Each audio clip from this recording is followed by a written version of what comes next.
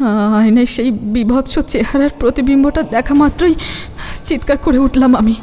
হ্যাঁ, এমন সময় আমার সদ্য বিবাহিত স্বামী কমলেশের হাত থেকে দুধের গ্লাসটা পড়ে যায় আচম্বিত। ওর ফর্সা মুখটা ধীরে ধীরে নীল হয়ে উঠল, দু চোখ কোঠর থেকে বেরিয়ে আসার উপক্রম। আমি আবারও আয়নার দিকে তাকালাম, দেখলাম সেই দীর্ঘদেহী বলশালী ভয়ানক চেহারার পুরুষ অবয়বটি ধীরে ধীরে আয়না ভেদ করে এগিয়ে আসছে আমার দিকে। অন্যদিকে মাটিতে লুটিয়ে পড়া কমলেশের নাক মুখ দিয়ে অবাধে বেরোতে লাগলো তাজা রক্তের স্রোত।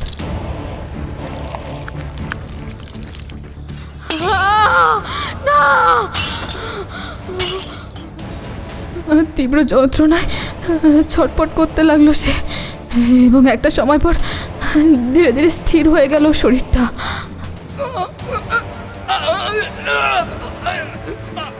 আর নিজেকে স্থির রাখতে পারলাম না।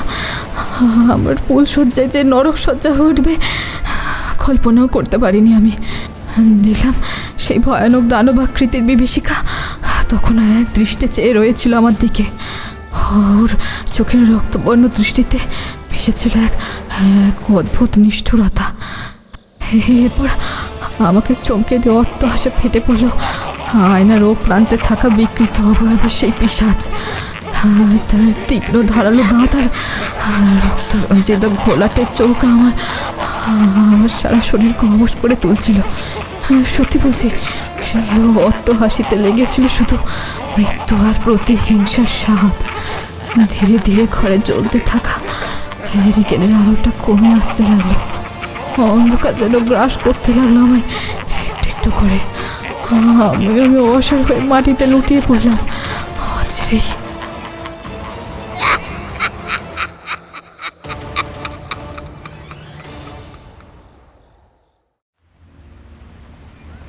সারা সপ্তাহের পর রোববারটা এলে আমার মনে যেন এক অদ্ভুত রকম শান্তি অনুভূত হয়।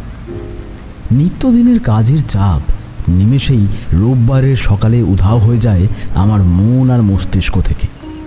চলে এক অদ্ভুত উন্মাদনা। যাই হোক, ছুটি তো কি হয়েছে, অফিসের কিছু কাজ নিয়ে দুপুরের দিকে বসেছিলাম, কিন্তু লক্ষ্যই করিনি কাজের মাঝে কখন বিকেল গড়িয়ে এসেছিল। এদিকে আকাশ বাবাজি মুখ ভার করে বসে আছে। তারপরে এই পচা ভাদ্রের তীব্রতা, একদিকে যেমন ভ্যাপসা গরমটা কাটছেই না, অন্যদিকে আবার দফায় দফায় বৃষ্টি। তার সাথে মাঝে মধ্যে কান ফাটা শব্দে গর্জে উঠছিল মেঘমল্লার, আর প্রবল বেগে ধরিত্রীর বুকে আঘাত করছিল বজ্রাঘাত। একটা যেন তিতকুটে বিরক্তিকর পরিবেশ। ভাবছিলাম এমন পরিবেশে একটু ঠাকুরমশাইয়ের ওখানে গেলে মন্দ নয়। ঠিক সেই সময় দরজায় কড়াঘাতের শব্দে মৃদু চমকে উঠি। এই সময় আবার কে এলো? গতকাল রাতেই গিন্নি বাপের বাড়ি চলে গেছে আমার শাশুড়ি মা, অর্থাৎ তার মাকে দেখতে। মানুষটার শরীরটা বিশেষ ভালো যাচ্ছে না, পারলে কটা দিন বাপের বাড়িতে থেকে যাবে এমনটাই যাওয়ার সময় জানিয়ে গেছে সে। আমারও যাওয়ার কথা ছিল, কিন্তু নিজের শরীরটা যে আর বিশেষ ভালো নেই, তাই অত দূরের যাত্রাপথে পাড়ি দেওয়ার ঝুঁকি নিইনি। শেষকালে রাস্তাঘাটে অসুস্থ হয়ে পড়লে সমস্যায় নিজেকেও ফেলবো আর গিন্নিকেও। এই কটা দিন অবশ্য একটু ভালো আছি, তবুও ঝুঁকি নিয়ে কি লাভ। যাই হোক, এমন সময় কে আসতে পারে এটাই ভাবছিলাম, আবারও কড়াঘাত পড়ল দরজায়। কাল বিলম্ব না করে আমি দরজা খুলতেই দেখলাম বাইরে কিশোরী দাঁড়িয়ে, বরাবরের মতো মুখে এক গাল হাসি। কি হে বিভূতি, বলি সব ঠিক আছে তো? মুখটা তো দেখছি বাইরের কালো আকাশের মতোই ভার হয়েছে। কি ব্যাপার শুনি?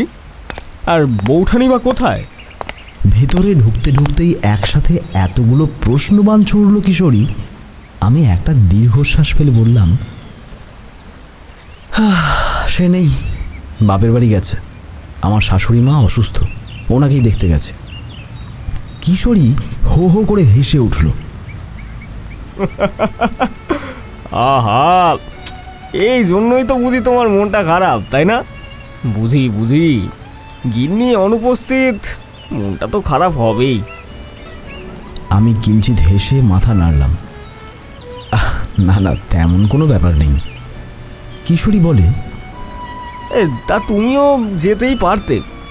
অবশ্য গতবার যখন দেখা হলো তখন তো বলেছিলে তোমার শরীরটা বিশেষ ভালো নেই, অফিসই করছো কোনো মতে। অত দূর যাওয়াটা থাক, ঘরে থেকে ভালোই করেছো। উদাসীন কণ্ঠে আমি বললাম, হ্যাঁ সে তো বটেই, এই অফিস করার জন্য ঠিকমতো বিশ্রামও নেওয়া হয় না। তবে আপাতত সুস্থ রয়েছি বলেই কাজগুলো করতে পারছি। কিন্তু যাই বলো ভাইয়া, ইদানিং দিনগুলো না কেমন যেন মেরে লাগে। আজও সকাল থেকেই বড্ড মন মরা লাগছে নিজেকে। কিশোরীর চেয়ারে বসে উৎসুকভাবে বলল, এই এখন আমি চলে এসেছি তো চটপট মেজাজ ঠিক করে নাও দেখি। যাও যাও, যদি চাও তো আমরা ঠাকুরমশাইয়ের বাড়িতেও যেতে পারি। এবার উনি যদি বাড়িতে থাকেন তাহলে ওনার থেকে কাহিনীগুলো একটু শুনেই নেব। তার থেকে রহস্য, ভূত প্রেতের কাল্পনিক দর্শন কত কিছু পাওয়া যাবে, কি বলো? কিশোরীর প্রস্তাবটা আমারও মন্দ লাগলো না। তারানাথের ওখানে যাওয়া যেতেই পারে। তাছাড়া এমনিতেও বাড়ি বসে কি আর করার আছে, তার চেয়ে বরং একটু ঘুরে এলে মনটা ভালো হয়ে যাবে। প্রস্তাবটা কিন্তু মন্দ দাওনি। এমনিতেও সন্ধ্যা থেকে বসে এই খবর পড়তাম হয়তো। অফিসের কিছু কাজ অবশ্য বাকি আছে, তবে সে থাক, এসে করা যাবে ক্ষণ। চলো ঠাকুরমশাইয়ের ওখান থেকে একটু ঘুরে আসি বরং। কিশোরীকে অপেক্ষা করতে বলে পোশাক বদলে এসে আমরা রওনা দিলাম মঠ লেনের উদ্দেশ্যে। ঠাকুরমশাইয়ের বাড়ি যখন পৌঁছালাম তখন সবে সন্ধ্যার আভা চারিদিকে ছড়িয়েছে। আশপাশ থেকে শঙ্খধ্বনির শব্দ ভেসে আসছে। কড়া নাড়তেই তারানাথ স্বয়ং দরজা খুললেন। তোমরা এসো এসো। আমি জিজ্ঞেস করলাম, চারিমা কোথায়? এই ও সন্ধ্যা দিচ্ছিল, তাই আমি দরজাটা খুললাম। তারানাথ সাবলীলভাবে জবাব দিতে দিতে সদর দরজা বন্ধ করলেন। আমরা সোজা ভিতরে চলে এলাম। তারানাথ বৈঠকখানায় মাদুর পাততে পাততে মৃদু রসিকতা করে আমাদের উদ্দেশ্যে বললেন, হ্যাঁ কিশোরী, বিভূতি, দুজনের মুখ শুকিয়ে রয়েছে কেন? আজ তো রবিবার, তাও কেমন জানি মন মরা মুখ দুটো, কি ব্যাপার? আমি কিছু বলার আগেই কিশোরী বিজ্ঞের ন্যায় হেসে বলে উঠল, আরে সকালে কচুরি খাওয়ার পর থেকেই তো আমার গ্যাস অম্বল হচ্ছিল, তাই দুপুরে গিন্নি আর সর্ষে ইলিশ খেতে দিল না, তাই মনটা একটু সামান্য খারাপ। নিজের হাতে অমন শখ করে মাছ মাংস বাজার থেকে কিনে আনলাম, অথচ পেটেই গেল না সেসব, জিভে স্বাদ পর্যন্ত পৌঁছালো না।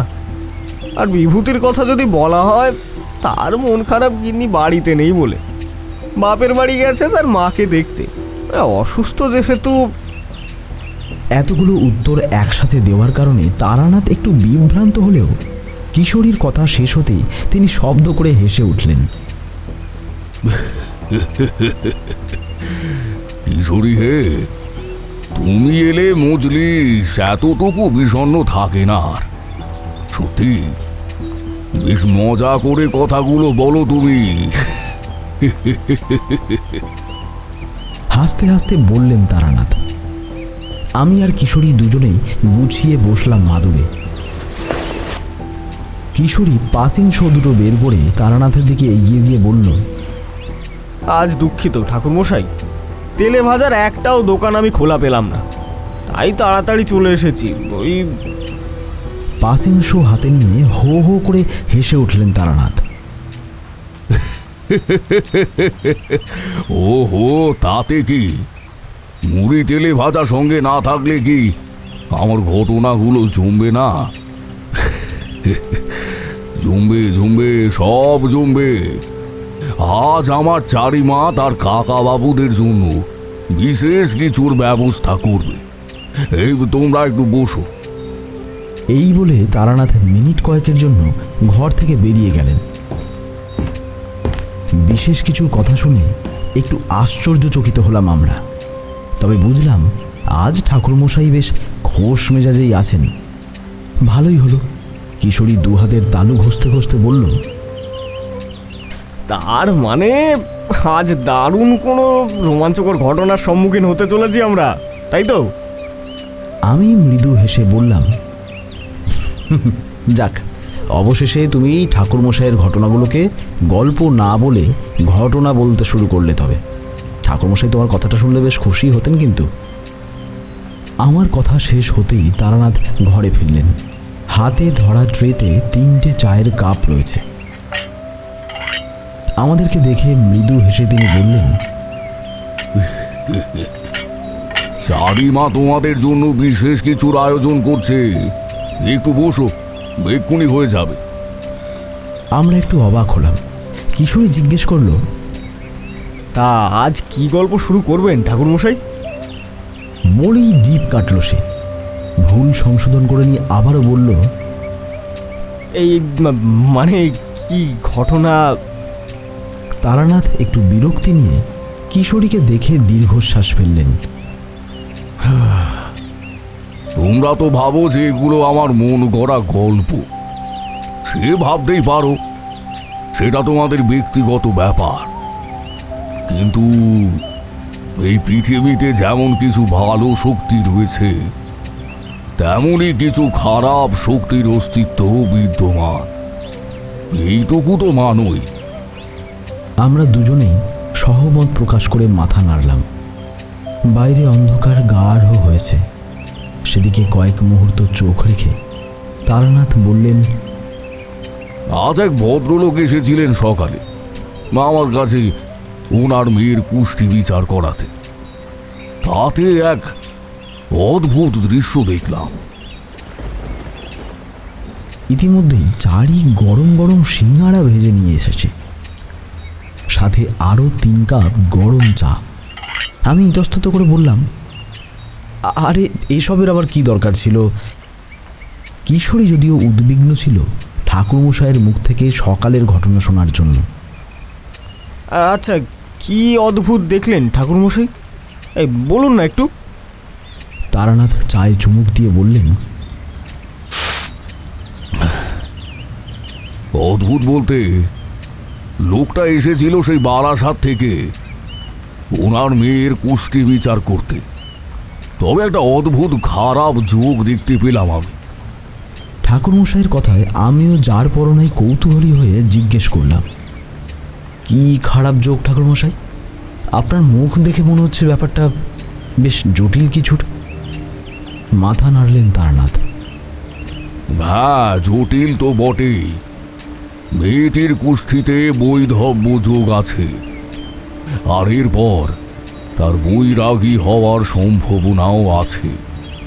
যদিও এত কিছু আমি ভদ্রলোককে বলিনি, কেবল এটাই বললাম, মেয়ের কুষ্ঠি বিশেষ ভালো নয়। বিয়ের আগে একটা পুজো করাতে হবে। তবে এ তো নিশ্চিত বিধাতার লিখন। একে খণ্ডন আর একে খণ্ডানো কারোর পক্ষে কি সম্ভব? আমি এবং কিশোরী দুজনেই অবাক হয়ে ঠাকুরমশাইয়ের দিকে চেয়ে থাকলাম। কিশোরী বলে উঠল, এ তো বড় মর্মান্তিক বিষয় ঠাকুরমশাই। পুনরায় আলতো মাথা নেড়ে কম্পমান ভরাট গলায় তারানাথ বললেন, প্রথমে তো স্তব্ধ হয়ে গিয়েছিলাম। মেয়ের জীবনের এমন করুণ সত্য কোনো বাবা মায়ের পক্ষেই মেনে নেওয়া সহজ নয়। তাই আমিও আর ভেঙে কিছু বললাম না, কারণ ভবিতব্যকে আমি কেন, কেউই আটকাতে পারবে না। তবে যতটা ঠেকনা দেওয়া যায় সেই অনুযায়ী ভালো করে বুঝিয়ে বললাম ভদ্রলোককে, কিছু বিধি নিয়ম পালন করারও ব্যাপার আছে। ভদ্রলোক তো খুব বিষণ্ণ হয়ে পড়েছে। আমার কথা শোনার পর মেয়ের বিয়ে দিতেই নারাজ। আমিও কোনো রকম মন্তব্য করিনি। তবে মেয়েটির জন্য একটি বিশেষ পুজোর আয়োজন আমি করব। সাথে কিছু বিধি নিয়ম আছে, তাও পালন করতে হবে। আগামী সপ্তাহে ভদ্রলোকের বাড়িতে যাওয়ার কথা। আচ্ছা আচ্ছা, হ্যাঁ হ্যাঁ, তা যদি কিছু করা সম্ভব হয় তো।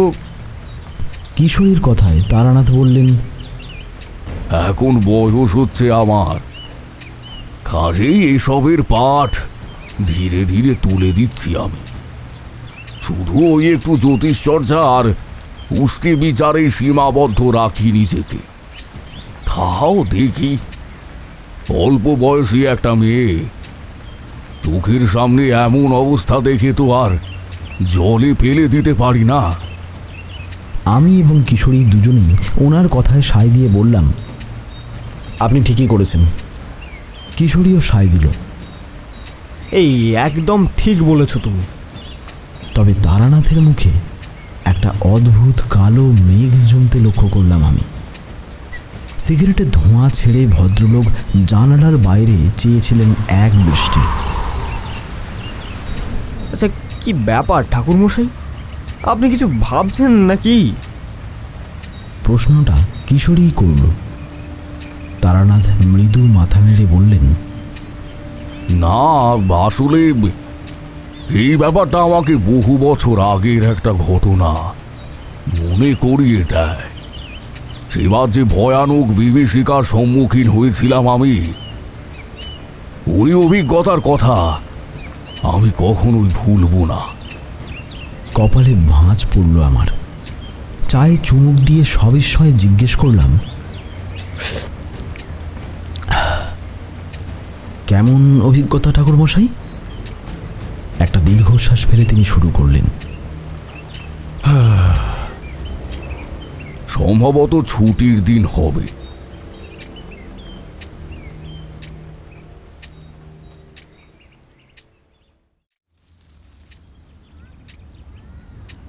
আমি ঘরে বসে এক মক্কেলের কুষ্টি বিচার করছি, এমন সময় দরজার কড়া নাড়ার শব্দ পাই। গিন্নিকে বলি, ভাগো, দেখো তো বাইরে কে আছে। যাই। ভিতরের ঘর থেকে সাড়া দিল গিন্নি। এর কিছুক্ষণ পর একটি বছর 25-26-এর ছেলে এলো দরজার সামনে। বরণে সাদা ধুতি পাঞ্জাবি, চোখে চশমা, একটু উস্কো খুস্কো চুল, আর মুখে লেগেছিল অপার বিষাদ। আসবো ঠাকুরমশাই? আমি মুখ তুলে ছেলেটিকে দেখতেই গম্ভীরভাবে বললাম, হ্যাঁ, এসো এসো, বসো। ছেলেটি ধীর পায়ে ঘরে এসে সামনের মোড়াতে বসল।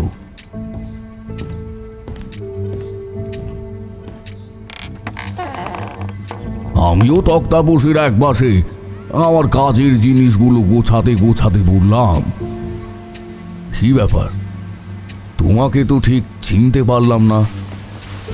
ছেলেটিকে বেশ উদ্বিগ্ন লাগছিল। বলল, আপনি আমাকে চিনতে পারবেন না ঠাকুরমশাই। আমি একজনের পরামর্শে এখানে এসেছি। তিনি আমাকে আপনার খোঁজ দিয়েছেন, তাও আজ প্রায় মাস তিনেক আগে। আসবো করেও তখন আর আশা হয়নি ঠিকই, তবে বর্তমানে পরিস্থিতি এতটাই জটিল আর ভয়ানক হয়ে উঠেছে যে না এসে আর পারলাম না।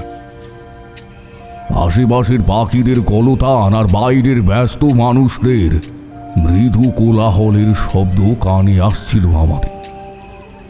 এমন সময় আমার স্ত্রী 2 কাপ চা দিয়ে গেল।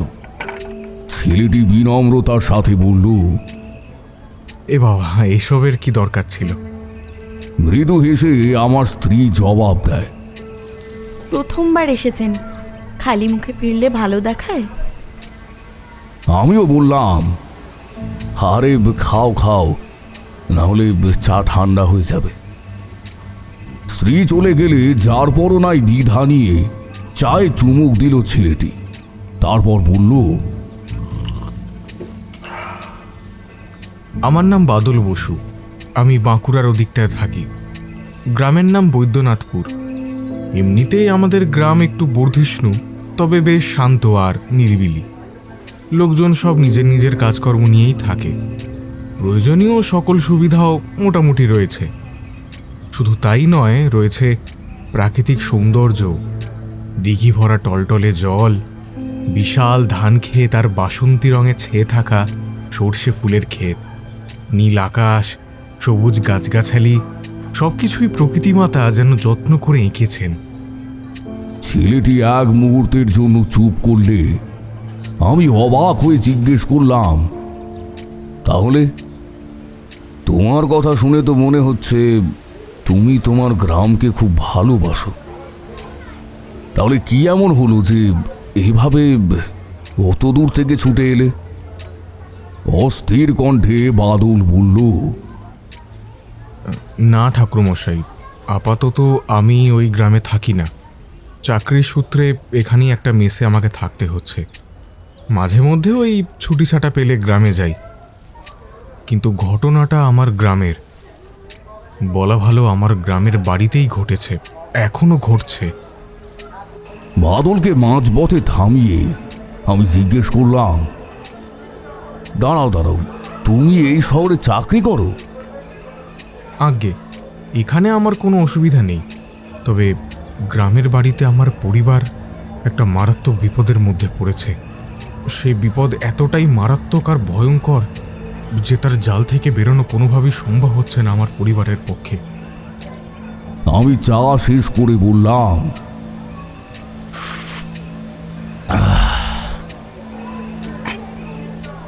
দেখো, আমার কাছে এমন ছুটে যখন এসেছো, নিশ্চয়ই বিষয়টা গম্ভীর।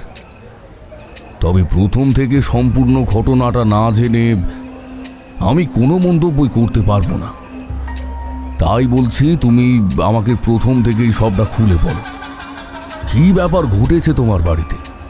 কেমন সমস্যার সম্মুখীন হয়েছে তোমার পরিবারের লোক? বাদল কিছু একটা বলতে যাচ্ছিল, হঠাৎই কি মনে করে তার কাঁধে থাকা ঝোলা থেকে কিছু কাগজপত্র বের করল। তারপর বলল, এসেছিলাম আপনার কাছে কুষ্ঠি বিচার করাতে, কিন্তু আপনার মুখ দেখে অদ্ভুত একটা ভরসার আশা পেয়ে অনেক কিছুই বলে ফেললাম। একটু আশ্চর্যচকিত হলাম বাদলের কথায়। ধীর কণ্ঠে বললাম, কি, কার কুষ্ঠি? সকল তথ্য এনেছ? বাদল উৎসাহিত হয়ে বলে, এনেছি, এই যে। আমি সবটা দেখে বুঝে বললাম, বেশ, আমাকে তবে একটু সময় দাও। বাদল দ্রুত বলে উঠল, হ্যাঁ হ্যাঁ, কোনো অসুবিধা নেই, আমি অপেক্ষা করছি। মিনিট 15 পর সবিষয়ে বাদলের দিকে তাকালাম আমি।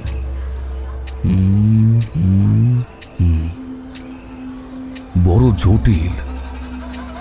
এ জন্ম তথ্য কার? কেন ঠাকুরমশাই, কি আছে এতে? একটু একটু খুলে বলুন। আমি গম্ভীর স্বরে বললাম, এই কুষ্ঠি যারই হোক না কেন, সে বড়ই হতভাগী। বৈধব্য যোগ রয়েছে কুষ্ঠিতে। শুধু তাই নয়, মানসিক চাপ, জটিলতা। শোনো শোনো, এখানে রাহু দ্বাদশভাবে চন্দ্রের সাথে থাকায় কোনো নেতিবাচক শক্তির উপদ্রবের যোগ রয়েছে।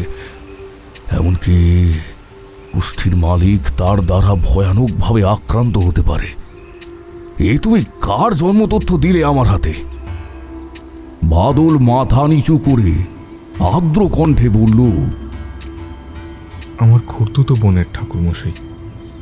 বুকের ভেতরটা ছ্যাঁত করে উঠল আমার।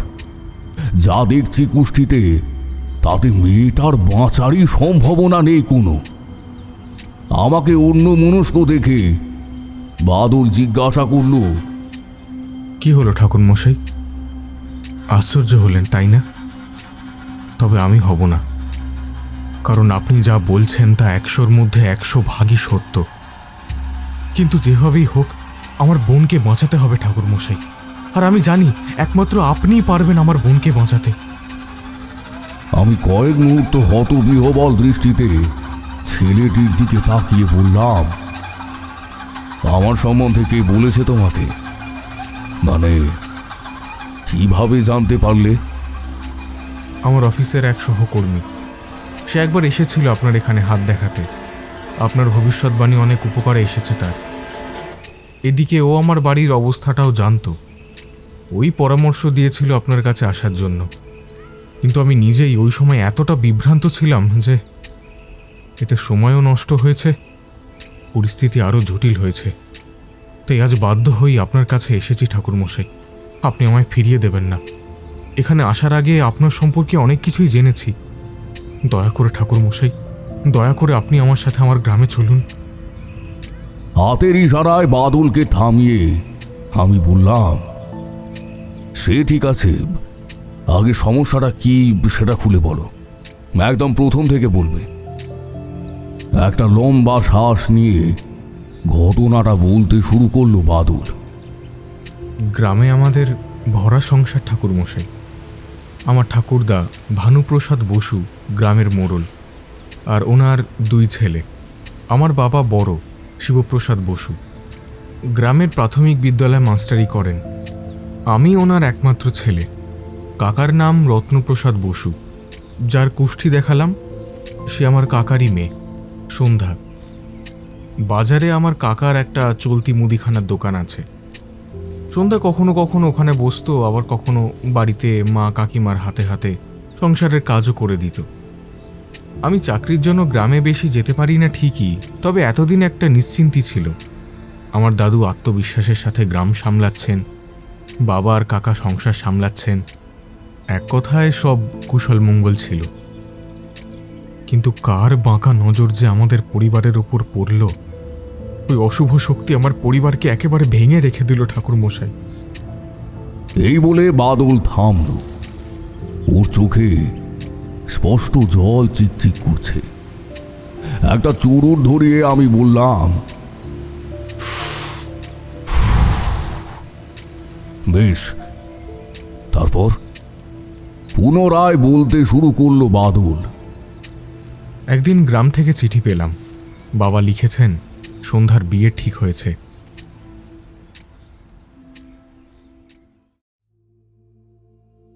খুশি হয়ে 2 দিনের ছুটি নিয়ে ছুটলাম গ্রামের উদ্দেশ্যে। তাও আজ থেকে বছর 3 আগের ঘটনা। আমি ওখানে যাওয়ার 4-5 দিনের মাথাতেই পাত্রপক্ষ দেখতে এলো সন্ধ্যাকে। পাশের গ্রামেই থাকে, ছেলে পড়াশোনা জানে, সোনার উপর দোকান আছে গ্রামে, মোটামুটি ভালোই সচ্ছল পরিবার। সবথেকে বড় কথা, ছেলে সচ্চরিত্রের। একটা মেয়ের পরিবার আর কি দেখবে বলুন?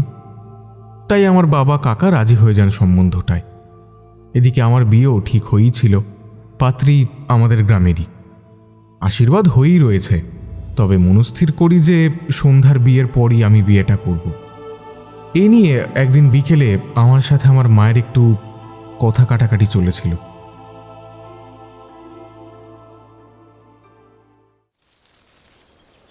কেন রে বাবু, তুই বিয়েটা করে নে।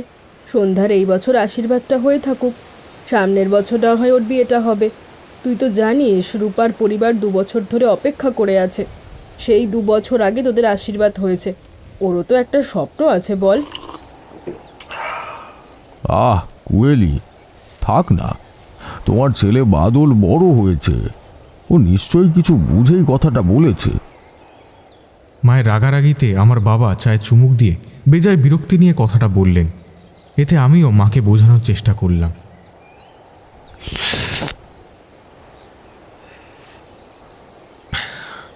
মা, তুমি বুঝছো না, সন্ধ্যা উঠতি বয়সের মেয়ে।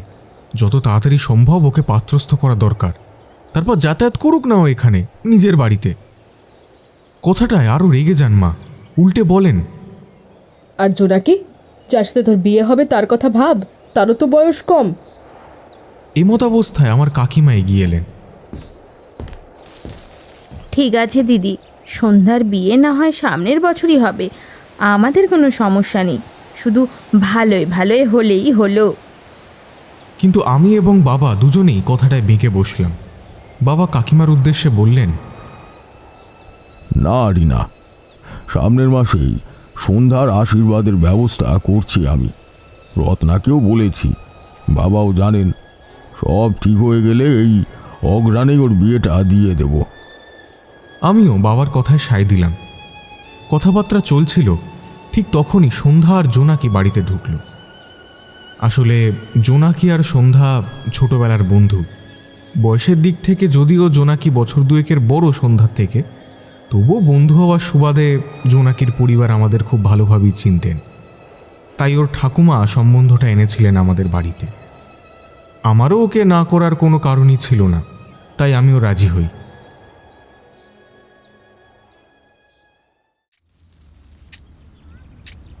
কিন্তু সবার আগে আমার বোন, তাই সন্ধ্যার যতক্ষণ না বিয়েটা হচ্ছিল দায়িত্ব এড়াতে পারছিলাম না। এর আসল কারণ হলো কথাটা বলতে গিয়েও থমকে যায় বাদল। আমি তীক্ষ্ণ গলায় জিজ্ঞেস করলাম, থামলে যে বড়? বাদল একটু ইতস্তত করে পুনরায় শুরু করল। আমার বোন অত্যন্তই সুন্দরী, আর আমাদের গ্রামে বলতে পারেন এটা ওর একটা দুর্বল দিক। বয়স বাড়ার সাথে সাথে গ্রামের ছেলে ছোকরার দল ওকে বিরক্ত করতে লাগলে কাকা তাড়াতাড়ি ওর বিয়েটা ঠিক করে ফেলেন। আমার দাদুও রাজি ছিলেন, তাই বাড়ির বাকিরাও আর কোনো আপত্তি করেনি। কিন্তু তখনও জানতাম না ঠাকুরমশাই যে ওর ওই সৌন্দর্যই ওর জীবনের কাল হয়ে নামবে। এক মনে বাদলের কথা শুনছিলাম আমি। জিজ্ঞেস করলাম, এরপর? আমার দিকে মুখ তুলে উদ্বিগ্ন হয়ে দুপাশে মাথা নাড়ল বাদল।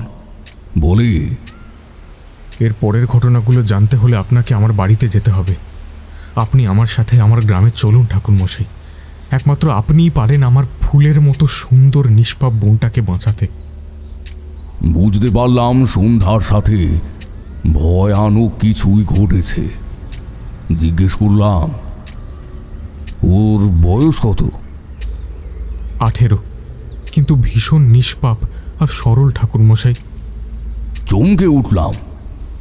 এইটুকু ফুলের মতো একটা মেয়ের কে কি এমন ক্ষতি করলো যে সব শেষ হয়ে গেল? একটা দীর্ঘশ্বাস ফেলে আমি বললাম, বেশ, আজকের দিনটা থাক। আগামীকাল তোমার সাথে আজকের দিনটা থাকো। আগামীকাল তোমার সাথে রওনা দিতে পারি তোমার গ্রামের উদ্দেশ্যে। বাদল কৃতজ্ঞ ভরা হাসি মুখে টেনে করো জোরে বলল, অত্যন্ত উপকৃত হলাম ঠাকুরমশাই। আমি আগামীকালই আপনাকে নিয়ে যাওয়ার জন্য আসব। এই বলে নমস্কার জানিয়ে বাদল চলে গেল। আমিও কিছুক্ষণ বিষয়টা নিয়ে ভাবলাম, কি এমন ঘটনা থাকতে পারে ওদের মধ্যে। অতঃপর পরের দিন বাদলের সাথে রওনা দিলাম বৈদ্যনাথপুরের উদ্দেশ্যে।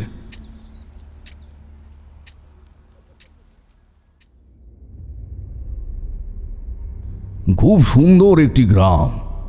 এক কথায় প্রকৃতি নিজের হাতে তুলি দিয়ে সাজিয়েছে গ্রামটাকে। এমন অপূর্ব সৌন্দর্য আগে কখনো লক্ষ্য করিনি। বসু বাড়িতে যখন পৌঁছালাম তখন প্রায় বেলা গড়িয়ে এসেছে। দেখলাম প্রধান দরজার সামনে দুজন ভদ্রলোক দাঁড়িয়ে। ঝুল বারান্দা দেওয়া মাঝারি মাপের দোতলা বাড়ি, তবে একটু পুরনো। কাছে আসতেই এক ভদ্রলোক এগিয়ে এলেন।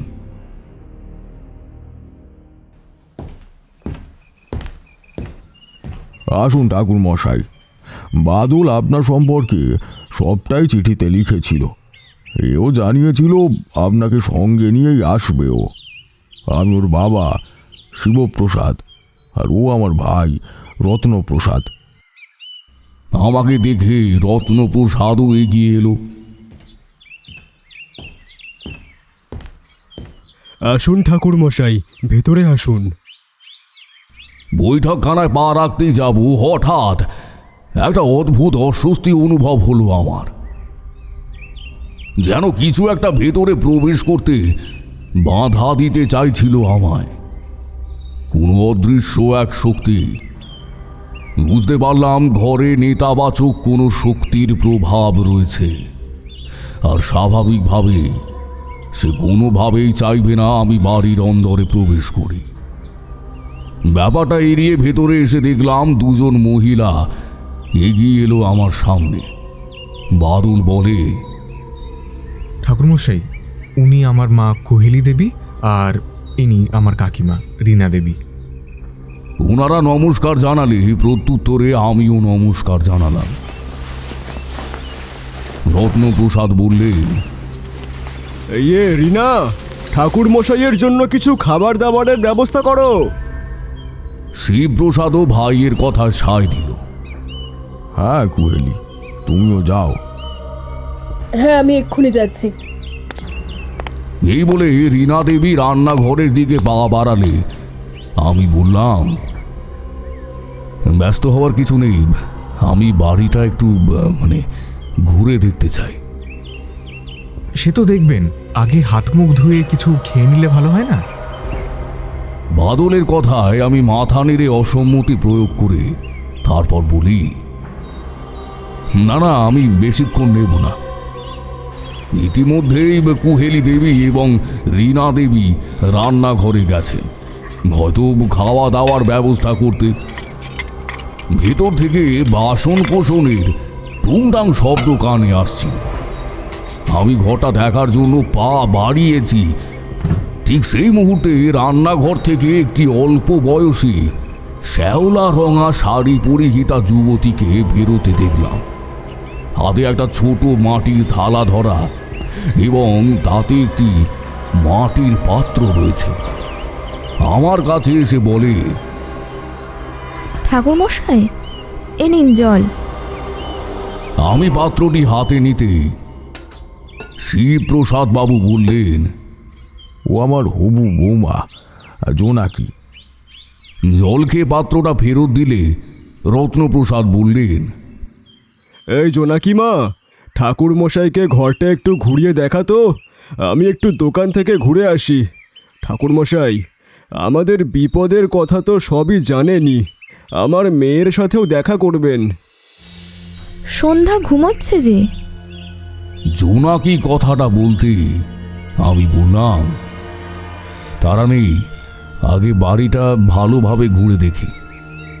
রত্নপ্রসাদ চলে গেলে শিবপ্রসাদ বললেন, বাদল, তুই তাহলে হাত মুখ ধুয়ে নে, আমি ঠাকুর মশাইয়ের ঘরটা ঠিকঠাক গোছানো হয়েছে কি না দেখে আসি একবার। জোনাকি, ঠাকুর মশাইয়ের বাড়ি দেখা হয়ে গেলে ওনাকে ওপরতলার ঘরে নিয়ে এসো। আচ্ছা কাকাবাবু। এই বলে জোনাকি আমাকে গোটা ঘরটা দেখাতে লাগলো। আমি তাকে জিজ্ঞেস করলাম, সন্ধ্যার ছেলেবেলার বান্ধবী তুমি, তাই তো? আমার কথায় প্রথমে একটু চমৎকৃত হলেও পর মুহূর্তে মিষ্টি করে হেসে উত্তর দিল জোনাকি, হ্যাঁ ঠাকুরমশাই, আমি আর সন্ধ্যা বাল্য বন্ধু, ছোট থেকেই এ বাড়িতে যাতায়াত। আমি যেমন এ বাড়ির প্রতিটি সদস্যকে চিনি, তেমনি এনারাও আমাদের পরিবারকে খুব ভালো করেই চেনেন। তাই জন্যই আমার বাবা বাদলদাকে জামাই করার প্রস্তাব রেখেছিলেন কাকাবাবুর কাছে। ছোট থেকেই আমাকে দেখছেন, তাই এনারাও আর আপত্তি করেননি। আমি মাথা নেড়ে বললাম, আচ্ছা, ওদিকের সিঁড়ি দিয়ে কি ছাদে ওঠা যায়? আমার কথা অনুসরণ করে সামনে তাকালো জোনাকি, বলল, হ্যাঁ ঠাকুরমশাই, ওটা ছাদে ওঠার সিঁড়ি। অতঃপর বাড়ি দেখা শেষ হলে আমি নিজের ঘরে এলাম। দুটো ঘর দেখা সম্ভব হয়নি। এক, ভানুপ্রসাদ বাবুর, সেই সময় ওনার বড় ছেলে ওনাকে ওষুধ দিচ্ছিলেন। আর দ্বিতীয় সন্ধ্যার ঘর, ওটা ভেতর থেকে বন্ধ ছিল। একেবারে ঘুম হয় না বলে বৈদ্যমশাই ওকে ঘুমের ওষুধ দেন। সেই খেয়েই দুপুরবেলা খাওয়া সেরে ঘুমিয়েছে। একেবারে বিকেলে উঠবে হয়তো। আমিও আর তার ঘুমের ব্যাঘাত ঘটাতে একেবারেই পছন্দ করলাম না।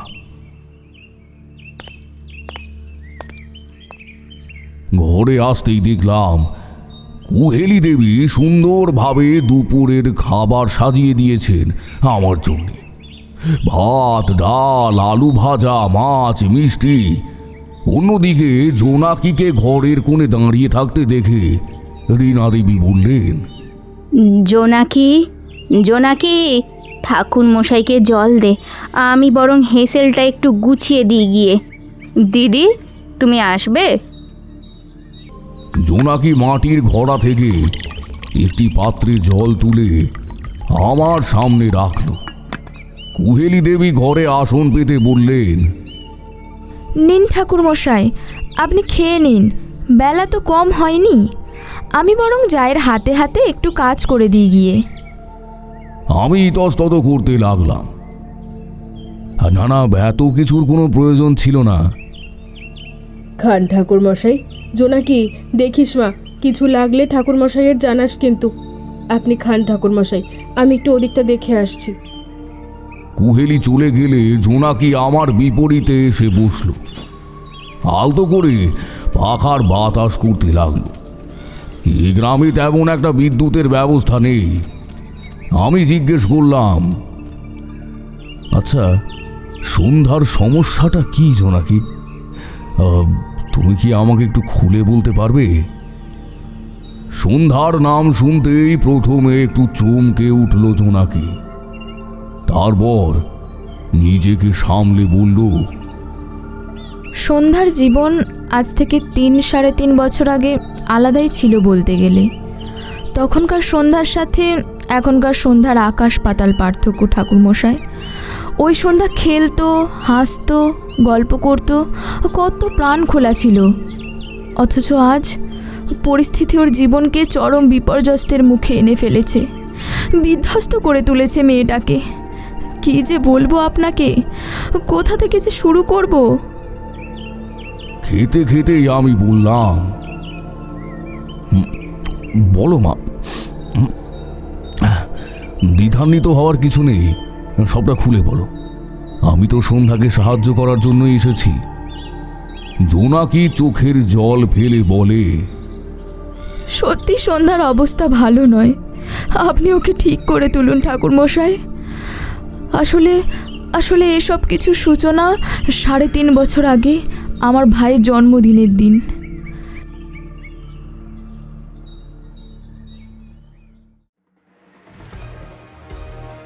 সেদিন খুব সুন্দর করে সেজে গুজে আমার বাড়ি সন্ধ্যাবেলা গিয়েছিল সন্ধ্যা।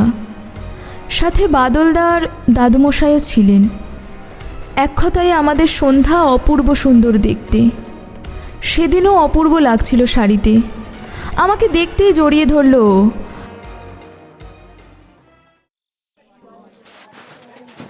আমি কপট রাগ দেখিয়েই বলি, বাবা এত দেরি করে এলি? উপহার আমার হাতে দিয়ে সন্ধ্যা বলে, ভাই কোথায়? এরপর আমার ভাইয়ের সাথে দেখা করে সন্ধ্যা উপহারটা দেয় ওকে। ওদিকে দাদুমশাই আর বাদলদা আমার বাবা আর দাদার সাথেই কথা বলছিল। আমি সন্ধ্যাকে আমার মা মাসিদের সাথে দেখা করাতে নিয়ে গেলে তখন ওখানে উপস্থিত কয়েকজন মহিলা গ্রামের জাগ্রত বটগাছটার ব্যাপারে আলোচনা করছিল।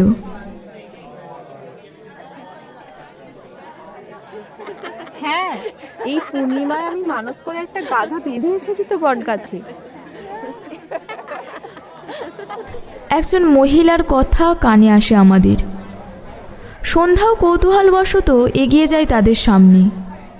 আমিও গিয়ে দাঁড়ালাম। সেই মহিলার কথায় এক বৃদ্ধা বলে, আমিও যাব আবার। আমার ছেলেটার বংক্রাইটিস হয়েছিল একবার। ওখানে মানত করার কিছু সপ্তাহের মধ্যেই আমার ছেলেটা সুস্থ হয়ে যায়। এবারও যাব ওই জমিটার জন্য। কবে থেকে কোর্ট কাচারি চলছে ওটার উপর, যদি কোনোভাবে সব ঠিক হয়। এতে এক মধ্যবয়স্কা জবাব দিল, আর হবে না মানে? ওই গাছে সুতো বেঁধে মানত করলে কোনো ইচ্ছাই অপূর্ণ থাকে না গো। ওখানে গোসাই ঠাকুর থাকে। গাছের নিচে ধূপধুনো দিয়ে পুজো করে মনের ইচ্ছে জানালে তা পূরণ হয়। শুধু এ গায়ের লোক কেন, আশেপাশের গায়ের লোকও নিজেদের মানত নিয়ে আসে ওখানে।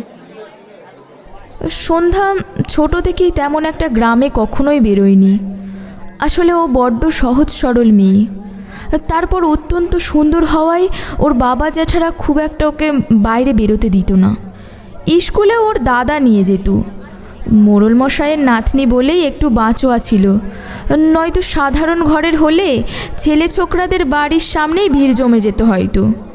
গ্রামে তেমন একটা মেলামেশাও ছিল না বলে খুব একটা কাউকে চিনতও না, আর গ্রামের ব্যাপারে তো তেমন কিছু জানতোই না।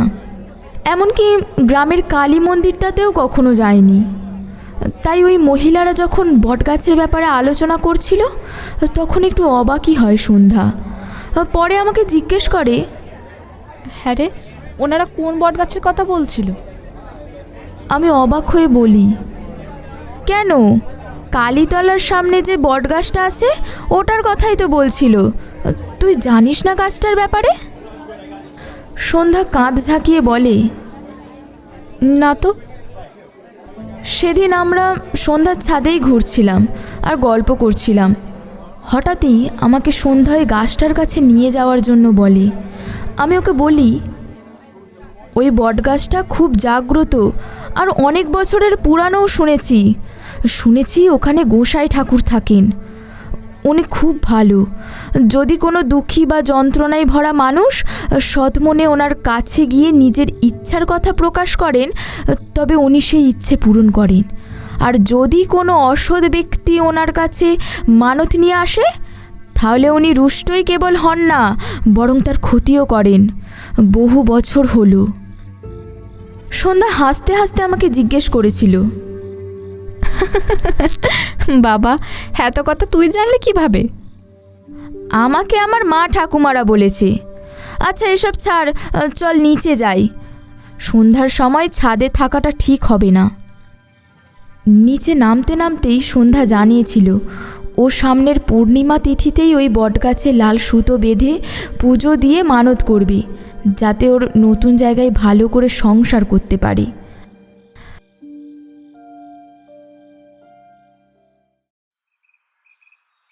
কিন্তু এরপর যা হয়, যা ওর জীবনকে একেবারে শেষ করে রেখে দেয়। এখন ভাবি, সেদিন যদি ও মানত করতে না গেলে হয়তো ভালোই করত। খাওয়া শেষ করে আমি হাত মুখ ধুয়ে ঘরে আসি। জোনাকিও থালা রেখে আমার কথায় পুনরায় ঘরে আসে। তাকে জিজ্ঞেস করি, এরপর জোনাকির মুখটা হঠাৎই যেন কালো হয়ে এলো। ধীর কণ্ঠে বলল, সেদিন দোল পূর্ণিমা ছিল। আমি এ বাড়ির গুরুজনদের পায়ে আবির ছোঁয়াতে এসেছিলাম। সন্ধ্যা আমাকে আড়ালে টেনে নিয়ে গিয়ে বলে, ও কালী মন্দির গেছিল পুজো দিতে। পুরোহিত মশাই বলেছেন সন্ধ্যায় এসে প্রসাদ নিয়ে যেতে। আমাকেও সাথে যেতে বলে। কি বলিস, সন্ধ্যার সময়? আমার কথায় সন্ধ্যা বলে, বিকেল করে যাব তাহলে, চল না। রাজি হয়ে যাই আমি। তাছাড়া একমাত্র আমার সাথেই সন্ধ্যাকে ওর বাড়ির লোক ছাড়ত। এবারেও কেউ কোনো বাধা দিল না। কিন্তু পুরোহিত মশাইয়ের সাথে কথা বলতে বলতে কখন যে সন্ধ্যা হয়ে গিয়েছিল লক্ষ্যই করতে পারিনি আমরা। আসলে এই পুরোহিত মশাই সন্ধ্যার বিয়ের তারিখ ঠিক করে দিয়েছিলেন। সেই বিষয়ে কথা চলছিল আর কি, সামনেই আশীর্বাদ ছিল কি না। এত দূর বলে জোনাকি থামল।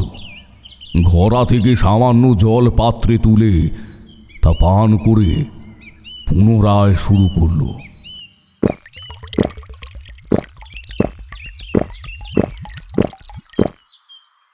মন্দির থেকে বেরোনোর সময় আমার সাথে এক বৌদির দেখা হয়ে যায়। আমি মন্দির চত্বরে দাঁড়িয়েই কথা বলছিলাম। আমার দেরি হচ্ছে দেখে সন্ধ্যা একাই মন্দির থেকে বেরিয়ে বটগাছটার দিকে এগোই। খুব বেশি দূরে ছিল না সেটা, তবে খানিকটা দূর তো ছিল, তাই মন্দির চত্বর থেকে ওই জায়গাটা দেখা যাচ্ছিল না।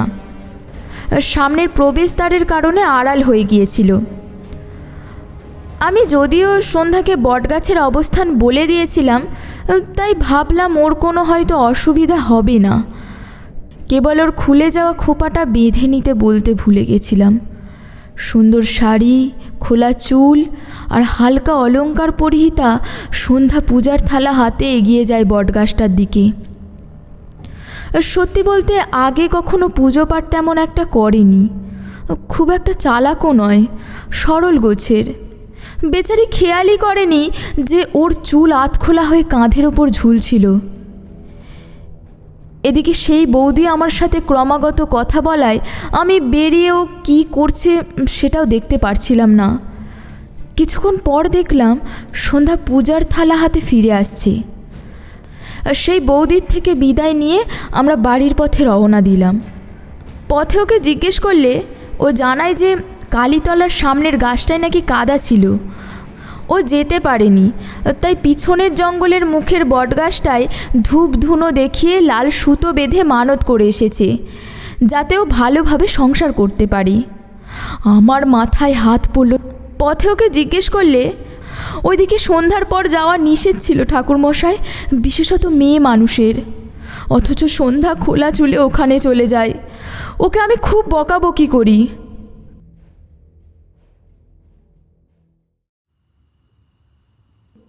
তুই ওদিকটাই কেন গেছিলি? ওই জায়গাটা ভালো নয়, খারাপ হাওয়া আছে ওখানে। যদি তোর লেগে যেত তখন কি হতো শুনি? ওরা ওত পেতে থাকে জানিস না? তারপর আজ আবার জুঁই ফুলের আতর মেখেছিস। খিলখিল করে এসে উঠল সন্ধ্যা। কি আর হবে, হাওয়া লাগলে শীত করবে। এই বলে পুনরায় হাসতে হাসতে বাড়ির দিকে এগোলো সে। আমিও ওকে পৌঁছে দিয়ে বাড়ি চলে যাই। তবে পরের দিন সকালে ঘুম ভাঙেই মায়ের মুখ থেকে একটা খারাপ সংবাদ শুনি।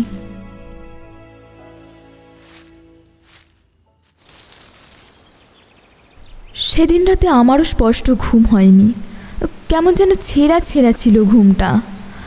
ভোরের দিকে হয়তো একটু গভীর হয়েছিল, তবে মায়ের ডাকে ঘুম চটকে যায় আমার। মা বলে, ও জোনাকি, ওঠ রে মা, ওঠ, কি কাণ্ড ঘটেছে দেখ একবার। আমি আড়মোড়া ভেঙে জিজ্ঞেস করলাম, কি হয়েছে মা? মা জানালো, সন্ধ্যাকে ধান ক্ষেতের থেকে আজ ভোরে উদ্ধার করা হয়েছে রে। ওর মা বলছে মাঝরাতে নাকি আচমকা ঘুমটা ভেঙে যায়, তারপর উঠে নিচে আসতেই দেখে সদর দরজাটা হাট করে খোলা।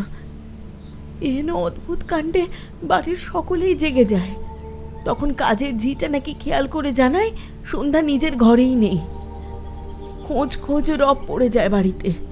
বুঝতেই পারে যে বাড়ির সদর দরজা খুলে সন্ধ্যায় বেরিয়েছে। বাড়ির লোকজনের সাথে সাথে পড়শিরাও জমায়েত হয় সন্ধ্যাকে খোঁজার জন্য। মায়ের কথা আর ধৈর্য ধরে বসে শুনতে পারলাম না। দ্রুত ছুটে গেলাম সন্ধ্যাদের বাড়ি। ওর মা বৈঠকখানায় কোনো এক প্রতিবেশী মহিলাকে বলছিলেন, আর বলবেন না দিদি, গতকাল সন্ধ্যার পর মন্দির থেকে যখন বাড়ি এলো ধুম ছাড়া জ্বর গায়ে, রাতেও কিছু খেলো না। আমি জলপট্টি করে দেওয়ার পর একটু জ্বর নামলে নিজের ঘরে শুতে যাই, খায়ও নি তেমন মেয়েটা। এরপর মাঝরাতে ঘুম ভাঙলে কি মনে হতে মেয়েটাকে একবার দেখতে যেতে গেল। মাঝখানে বৈঠকখানার সোজাসুজি সদর দরজা পড়ে, দেখি ওটা হাট করে খোলা। ভয় পেয়ে যাই আমি। এত রাতে কে বাইরে বেরোতে পারে চিন্তা করি। ততক্ষণে আমার ডাকে বাড়ির বাকিরাও উঠে পড়েছে। কি মনে করে কাজের মেয়েটাকে সন্ধ্যা ঠিক আছে কিনা দেখে আসতে বলি। তখনও জানায় যে সন্ধ্যা ঘরে নেই। ওকে খোঁজার রব পড়ে যায়। আমার স্বামী আর দেওর খুঁজতে বেরোয় ওকে। শ্বশুর মশাইও পড়ে যান চিন্তিত অবস্থায়। আমি আর স্থির থাকতে না পেরে কাজের মেয়েটাকে নিয়ে বেরোই। কিছুক্ষণ খোঁজাখুঁজি করার পর যা দেখি আমার হাড় হিম হয়ে যায়। কাজের মেয়েটা আঙুল তুলে ধান ক্ষেতের দিকে ইঙ্গিত করে আমায়। দেখি গ্রামের পথ পেরিয়ে বিস্তীর্ণ ধান ক্ষেত আল ধরে মন্ত্রমুগ্ধের মতো উদ্দেশ্যহীনভাবে হেঁটে চলেছে সন্ধ্যা।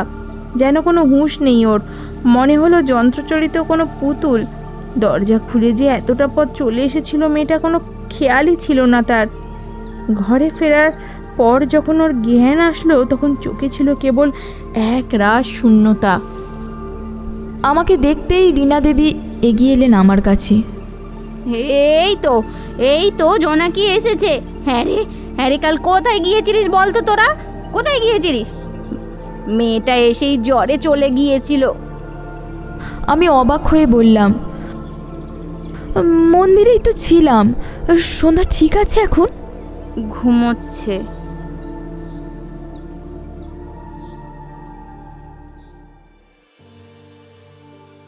মুখে আঁচল চাপা দিয়ে বিষণ্ণ কণ্ঠে বললেন রীনা দেবী। আমি আর কথা না বাড়িয়ে নিজের ঘরে চলে এলাম।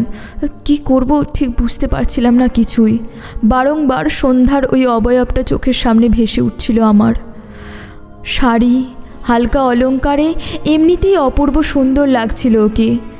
তার ওপর এলো চুলে কি কুক্ষণে যে জঙ্গলের সামনে ওই বটগাছটার কাছে গেল। আমার ঠাকুমা আগে বলতো ওইদিকে জঙ্গলে সন্ধ্যার পর না যাওয়াই মঙ্গল, বিশেষত মেয়েদের।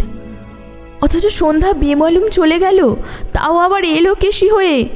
শুধু তাই নয়, শখ করে জুঁই ফুলের আতরও সঙ্গে ঠেকিয়েছিল। এসব জিনিস যে কোনো নেতিবাচক সত্তাকে আকৃষ্ট করার জন্য যথেষ্ট। আর ওই বটগাছটা বহু প্রাচীন আর জরাজীর্ণ। এমনিতে মানত করা হয় যে গাছটাই, তার থেকেও বেশি প্রাচীন। তাই গাছটার ইতিহাস সম্পর্কে কিছুই জানা ছিল না আমার। এমনকি আমি নিজেও বুঝতে পারছিলাম না যে আদৌ কোনো খারাপ কিছুর প্রভাব পড়েছিল নাকি কাকতালীয়ভাবে জ্বরটা এমনিই এসেছিল। কিন্তু পরিবারের কাউকেই কিছু জানাতে পারলাম না, পাছে আমি আর সন্ধ্যা যদি বকা খাই। অথচ এই চুপ করে থাকাটাই হয়তো আমার জীবনের সবচেয়ে বড় ভুল সিদ্ধান্ত ছিল। আমি অবাক হয়ে জিজ্ঞেস করলাম, এরপর কি হলো? জোনাকি চোখের কোলের জল আড়াল করে বলল, এরপর যা হওয়ার ছিল সেটাই হলো। মন্দির থেকে ঘুরে আসার পর ওই দিন শেষ রাতের প্রহর থেকেই শুরু হলো একের পর এক বিভীষিকাময় তাণ্ডব। কেটে কেটে জোনাকি অশ্রু সজল ধীর কণ্ঠে বলে উঠল, ওই জঙ্গল, ওই বটগাছ, ওখানে যাওয়া। সন্ধ্যা বুঝতেই পারেনি যে নিজের অজান্তে সে এক ভয়ঙ্কর অন্ধকারকে আমন্ত্রণ জানিয়ে ফেলেছিল। এরপর বসুবাড়ির ওপর অলৌকিক সব উপদ্রব শুরু হলো, আর তা নিত্য নৈমিত্তিক হয়ে দাঁড়ালো। একদিন একটা অদ্ভুত ঘটনা ঘটল বাড়িতে। কি? আমি অত্যন্ত কৌতুকবশত উদ্গ্রীব ভরাট গলায় জিজ্ঞেস করলাম। জোনাকি এক মনে বলতে থাকে, সন্ধ্যার আশীর্বাদের দিন ছিল। সকাল থেকেই পাত্রপক্ষ আসবে বলে নানা রকম তোড়জোড় শুরু হয়।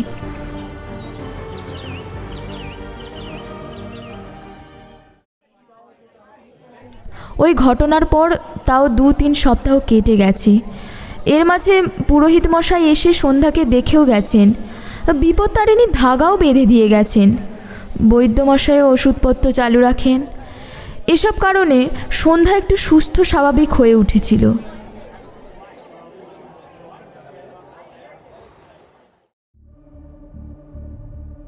কিন্তু ঘরে অদ্ভুত ঘটনা ঘটতেই লাগলো। কখনো দাদুমশাই কালো ছায়া দেখতেন সিঁড়ির তলায় বা চিলেকোঠার ছাদের কোণে, আবার কখনো শিবপ্রসাদবাবু মাঝরাতে ভয়ানক পুরুষ কণ্ঠের গর্জন শুনতে পেতেন। এমনকি বাড়ির মহিলারাও বাদ যাননি। একদিন সন্ধ্যার মা রীনা দেবী দুপুরবেলা মেয়েকে ওষুধ দিতে ঘরে ঢুকে এক ভয়ানক দৃশ্য দেখলেন।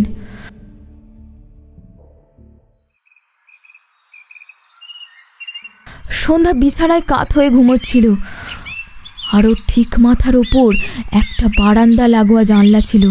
সেখানে সেখানে সেখানে কি? থেমো না জোনাকি, বলো, আমাকে সবটা জানতে হবে। কাকিমা ওষুধ হাতে সন্ধ্যার ঘরে ঢুকতেই দেখলেন বিছানায় সন্ধ্যা অঘরে ঘুমাচ্ছে, কিন্তু ওর মাথার ওপর যে খোলা জানালাটা ছিল তার উপরান্তে দণ্ডায়মান ছিল একটি পুরুষ অবয়ব।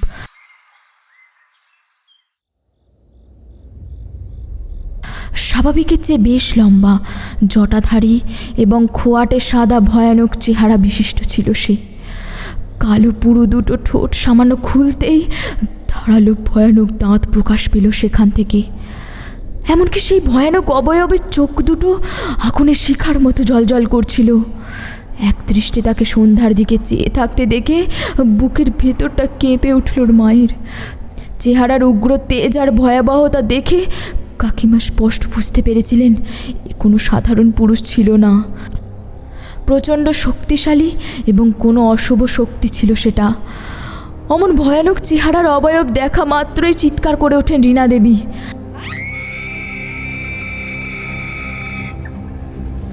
তবে ভাগ্যক্রমে কাকাবাবু এসে ধরে নেন ওনাকে। কিন্তু জ্ঞান ফেরার পর জানালার বাইরের দিকে লাগোয়া ঝুল বারান্দায় কাউকেই দেখা যায়নি আর। এরপর থেকে গোটা পরিবার দুশ্চিন্তায় থাকতে লাগলো এবং বাধ্য হয়েই পুরোহিত মশাইকে ডাকলেন। পুরোহিত মশাইও কিছু পুজো পাঠ করে দেন, তবে তাতে বিশেষ কিছু সুফল মেলেনি। হ্যাঁ, সন্ধ্যার হাতে যে ধাগা ছিল তার কারণে ও কিছুটা সুস্থ হয়, স্বাভাবিকও হয় কিছুটা।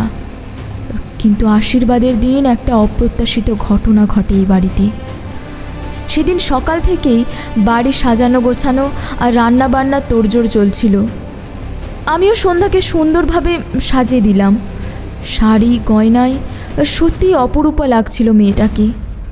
সবই ঠিক ছিল, হঠাৎই নিচে রান্নাঘরে এসে দেখলাম আমার হবু শাশুড়ি আর কাকিমার মুখ থমথমে। প্রশ্ন করলে জানা যায় সকাল থেকে পরিশ্রম করে যা রান্না বান্না করা হয়েছিল সব নাকি পচে নষ্ট হয়ে গেছে। আমার তো মাথায় হাত পড়ে। আমি অবাক হয়ে জিজ্ঞেস করি,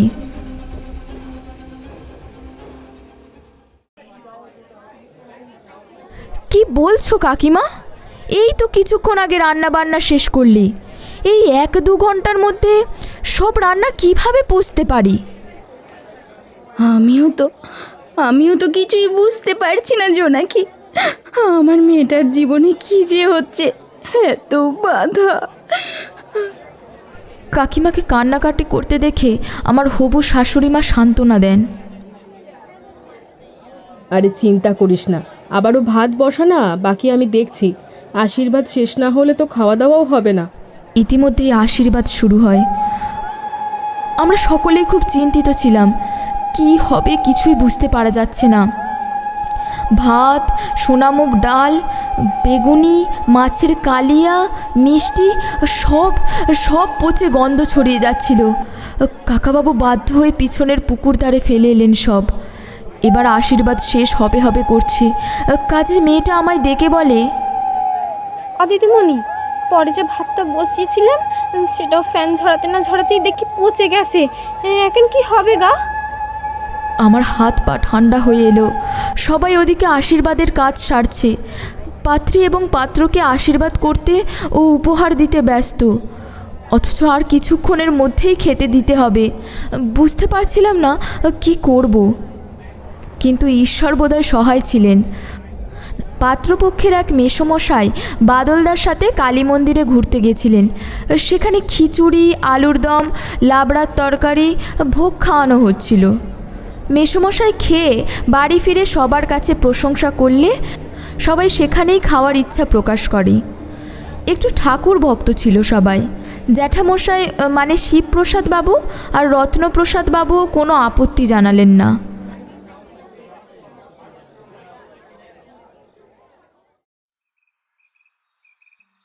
আমিও হাঁপ ছেড়ে বাঁচলাম। তবে এর মধ্যে একটা বড় খবর ছিল, আশীর্বাদটা হয়ে যায় সন্ধ্যার ভালোই, কিন্তু ভালো বেশি দিন ওর কপালে সইল না।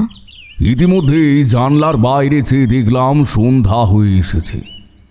আমি জোনাকিকে বললাম, তোমার হয়তো দেরি হচ্ছে, তুমি বরং বাড়ি যাও এবার। কিন্তু এরপরের ঘটনাটা শোনাও যে জরুরি ছিল। জোনাকি ধীর কণ্ঠে বলল, আমি আপনাকে সবটা বলেই যাব, সমস্যা নেই, বাদলদা আছে, আমাকে পৌঁছে দেবে। এর মাঝে বাদল আর রত্নপ্রসাদ বাবু একবার করে আমার ঘরের দরজা থেকে ঘুরে গেছে। তারাও বুঝেছে জোনাকি আমাকে ঘটনাটাই বলছিল।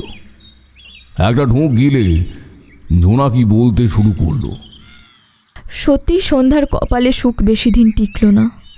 পুরোহিত মশাই এসে আবারও পূজা পাঠ করে ঘরটা বেঁধে দিয়ে গেলেন।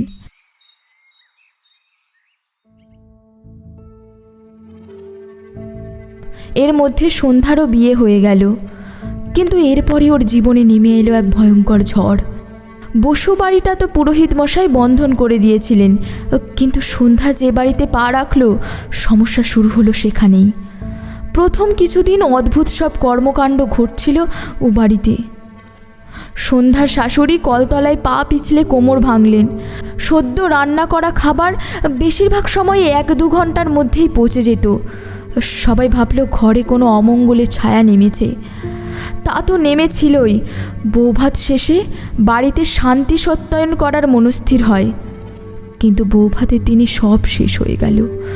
ফুলশয্যার রাতে নাকে মুখে রক্ত উঠে অসুস্থ হয়ে পড়ল পাত্র। সারা রাত ভোর রক্ত বমি করতে করতে ভোর রাতে শেষ নিঃশ্বাস ত্যাগ করল ছেলেটি। এইবার সন্ধ্যার শ্বশুর বাড়ির সবাই সন্ধ্যাকে অলক্ষণে বলে দোষারোপ করতে লাগে। বিধবা হয়ে বাপের বাড়িতে ফিরে এলো মেয়েটি এইটুকু বয়সী। ওর পরনে সাদা শাড়ি আর শুকনো মুখ আমি দেখতে পারিনি ঠাকুরমশাই। সারাদিন দরজা বন্ধ করে বসে থাকতো। এরপর হঠাৎই বাড়ির সবাই লক্ষ্য করল সন্ধ্যার শরীরে বেশ কিছু পরিবর্তন আসছে।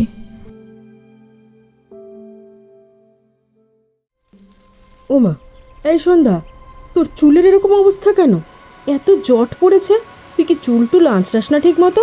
আয় আয় তো দেখি তোর চুলে একটু তেল দিয়ে দি।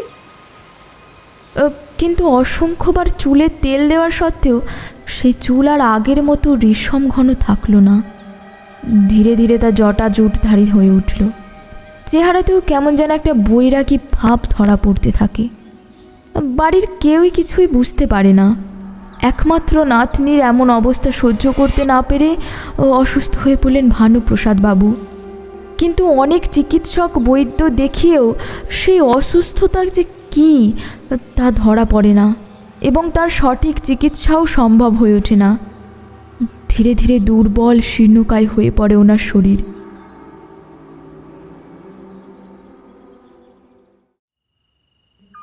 চোখ কঠোরাগত হয়ে যায় আর মুখের বলিরেখা আরও স্পষ্ট হয়ে ওঠে। গ্রামের কাজ করা সম্ভব না হলে নতুন মোড়ল মশাইকে নির্বাচন করা হয়। এক কথায় ভয়ানকভাবে শেষ হয়ে বসেছে এই পরিবার ঠাকুরমশাই। জোনাকির কথার মাঝেই বাদল বলল, ঠাকুরমশাই, ওকে এবার বাড়ি দিয়ে আসি, সন্ধ্যা পেরোতে চলল। বেশ ঠিক আছে। আচ্ছা, কাল একবার পুরোহিত মশাইয়ের সাথে দেখা করা সম্ভব হবে কি? আমার কথায় বাদল জবাব দেয়, হ্যাঁ নিশ্চয়ই, কাল আপনাকে মন্দিরের ওখানে নিয়ে যাব। এই বলে বাদল চলে যায়। সেদিন রাতে খাওয়া দাওয়া সেরে আমি বেশ কিছুক্ষণ নিজের ঘরে বসে ধ্যান করলাম। বাড়িতে প্রবেশ করার পর থেকে যে অস্বস্তিটা আমাকে ঘিরে রেখেছিল এখানে এখনও সেটা ঘিরে রাখে। কাজে গভীর মনোযোগে জপ করা সম্ভব হচ্ছিল না আমার পক্ষে। অতঃপর দরজায় কিল দিয়ে আমি তক্ত বসে এসে পিঠ ঠেকালাম। কিছুক্ষণের মধ্যে চোখে নেমেও এলো নিদ্রা দেবী। কতক্ষণ অতিবাহিত হয়েছে জানা নেই। হঠাৎই মুখে ফোঁটা ফোঁটা কিছু পড়ার অনুভব হতেই আমি চোখ খুললাম, আর চোখ খুলতেই হৃদস্পন্দন শিথিল হয়ে এলো আমার। আলো আধারের মধ্যেই দেখলাম একটি অল্প বয়সী তরুণী, তার এক হাতে ধরা কাটারিটা সোজা তাক করে রেখেছে আমার দিকে। চোখের দৃষ্টি আমার দিকে স্থির, আর ঠোঁটে এক গাল হাসি। এমনকি তার ধারালো দাঁতগুলো অদ্ভুতভাবে বেরিয়েছিল বাইরে। আমি আতঙ্কিত হয়ে উঠি মুহূর্তের জন্য, তবে শরীরটা এমনভাবে অসাড় হয়ে পড়েছিল যে কোনোভাবেই নড়াতে পারছিলাম না। সেই কাটারিতে তরল জাতীয় কিছু একটা ছিল, কিন্তু কি? তরুণী ঝুঁকে তাকায়, নিঃশ্বাস প্রশ্বাসের উত্তাপ সোজা আমার মুখে এসে লাগছিল। কিছু হাঁপাতে হাঁপাতে মেয়েটিকে আমিও দেখতে লাগলাম। তারপর দু চোখ বন্ধ করে গায়ত্রী মন্ত্র জপ করতে লাগলাম। আমার বাবা বলতেন, যে কোনো বিপদের হাত থেকে নিজেকে মুক্ত হতে এই মন্ত্র কাজে আসবে। কিছুক্ষণ চুপচাপ মন্ত্র পড়ার পর সেই উত্তাপ মুখের ওপর পড়াটা বন্ধ হয়ে যায়। চোখ খুললে দেখি কেউ কোথাও নেই। উঠে বসলাম তক্ত বসে। লণ্ঠনের মৃদু আলোয় দেখলাম দরজা ভেতর থেকে বন্ধ। তাহলে কেউ ভেতরে প্রবেশ করবে কিভাবে? কিন্তু মুখে কিছুর অস্তিত্ব অনুভব করে আমি লণ্ঠনের কাছে এসে মুখটা হাতের তালুতে ঘষে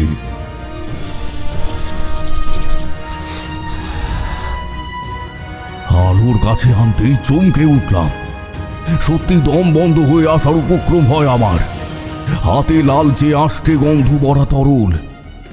স্পষ্ট বুঝতে পারলাম এ আর কিছুই নয়, রক্ত। কিন্তু রক্ত কিভাবে এলো? সেই রাতটা কোনো ক্রমে কাটিয়ে পরের দিন পুরোহিত মশাইয়ের কাছে এসে উপস্থিত হলাম। বাদল আমার সাথেই ছিল, তবে সে পুরোহিত মশাইয়ের সাথে আমার আলাপ করিয়ে দিয়ে চলে যায়। বলছিল কিছু জরুরি কাজ আছে তার। আমার দিকে গভীর দৃষ্টিতে চেয়ে থেকে পুরোহিত মশাই বললেন, আপনি তো মাথা নেড়ে আমি জানালাম, ঠিকই ধরেছেন আপনি, আমি বসুবাড়িতে এসেছি সন্ধ্যার জন্য। পুরোহিত মশাইয়ের চোখও অশ্রুসিক্ত হয়ে ওঠে। বলেন, আর বলো না, বড় অভাগী মেয়ে গো। একবার বিয়ে ভেঙে যাওয়ার পরে আবারও যেমন তেমন করে বিয়েটা দিলাম, ওটাও টিকলো না। পুরোহিত মশাইকে দীর্ঘশ্বাস ফেলতে দেখে আমি জিজ্ঞেস করলাম, সন্ধ্যার বিয়ে ঠিক হয়েছিল? আগে কি কুক্ষণে যে ওই অভিশপ্ত প্রাচীন বটগাছটায় লাল সুতো বেঁধে বাড়ি ফিরছিল কে জানে। সেদিনই ওই ভয়ানক বিভীষিকার নজরে পড়ে গিয়েছিল আমার ওই ফুলের মতো মেয়েটা। বুঝতেই পারিনি যে কি অন্ধকারকে আমন্ত্রণ করে বাড়ি ফিরছে। ভয়ানক ভয়ানক জ্বরের কবলে পড়ে দুর্বল হয়ে গেল মেয়েটা। এমনকি কিছু একটা বলতে গিয়েও থেমে যায় পুরোহিত মশাই। অতঃপর কয়েক মুহূর্ত চুপ করে থেকে বলে, এরপরও বাড়িতে নানা রকম অলৌকিক উপদ্রব সাধারণ হয়ে ওঠে। সন্ধ্যা প্রায়শই শেষ রাতের দরজা খুলে বাইরে বেরিয়ে গ্রামের পথ ধরে হাঁটতে থাকে।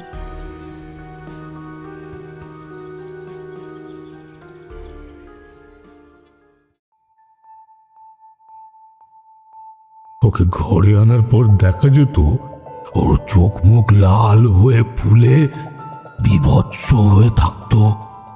সদ্য রান্না করা খাবার সব পচে যেত। এমনকি ঘরেও একটা অস্থিরতা বোধ করত পরিবারের লোকজন। সন্ধ্যা ও হঠাৎ করে কেন জানি বিয়ের প্রতি, বাড়ির সদস্যদের প্রতি রুক্ষ বিরহ হয়ে উঠেছিল।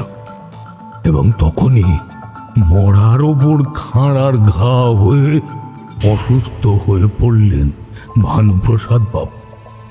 সে অসুস্থতা কোনো চিকিৎসাতেই কাটছিল না। যাই হোক, তার আতঙ্কের মাঝে পরিস্থিতি কাটালেও নীরব ছিল। কিন্তু যেদিন সন্ধ্যার মা ওই ভয়ানক দীর্ঘদেহী ওই বিভৎস দানবকে নিজের মেয়ের মাথার কাছে দাঁড়িয়ে থাকতে দেখলেন, সেদিন আমাকে ও বাড়িতে ডাকা হয়। রত্নপ্রসাদ রীতিমতো কাঁদো কাঁদো হয়ে বলে,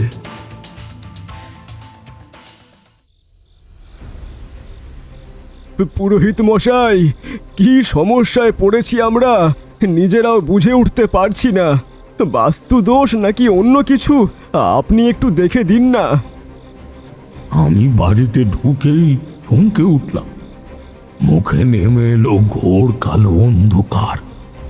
কারণ বাড়ির বৈঠকখানায় পা রাখা মাত্রই আমি বাতাসে আতপ চাল আর কিসের জানি একটা অপ্রীতিকর আষ্টে গন্ধ পেতে শুরু করি।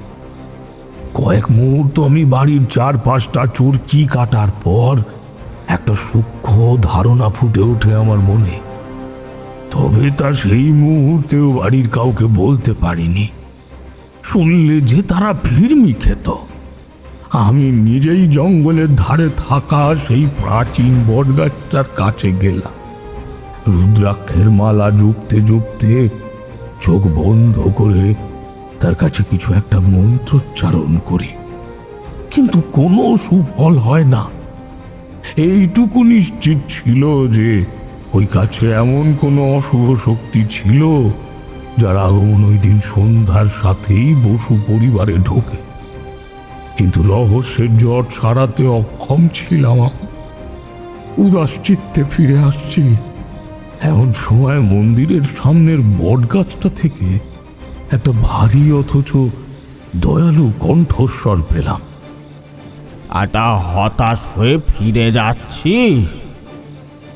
বুঝলাম, অদৃশ্য অবয়ব হলেও সেই কণ্ঠ গোসাই ঠাকুরের।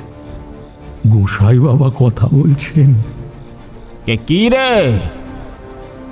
আমি বিনম্রতার সাথে বললাম, কি করব বাবা, আমি তো কিছুই বুঝতে পারছি না। ওই মেয়ে ব্রহ্মপিশাচের কবলে পড়েছে। অজান্তেই ভয়ানক কালো শক্তিকে আহ্বান করে ফেলেছে রে মেয়েটি। ওর টানেই ওই ব্রহ্মপিশাচ প্রবেশ করেছে ওর বাড়িতে। যতক্ষণ না ওই কালো শক্তি মেয়েটাকে পাচ্ছে ততক্ষণও ছাড়বে না রে মেয়েটাকে। যদি কোনোভাবে অন্য পুরুষের সংস্পর্শে আসে ওই মেয়েটি, তবে সেই পুরুষকেও শেষ করে দেবে সে। এক কথায় ব্রহ্মপিশাচ আর মেয়েটির মাঝে যেই আসুক না কেন, ওই পিশাচ তাকে শেষ করে দেবে।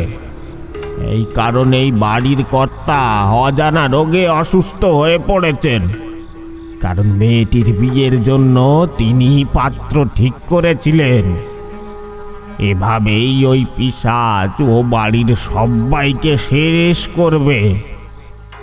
আমি স্তব্ধ হয়ে জিজ্ঞাসা করলাম, এর থেকে বাঁচার কি কোনো উপায় নেই? তিনি বললেন, না, সেদিন মেয়েটির খোলা চুল, রূপ ও চেহারার সৌন্দর্য এবং ওর শরীরে মেখে থাকা আতরের ঘ্রাণ সব কিছু আকৃষ্ট করেছিল ওই ব্রহ্মপিশাচটিকে। এখন আর তাকে কোনোভাবে আটকানো সম্ভব নয়।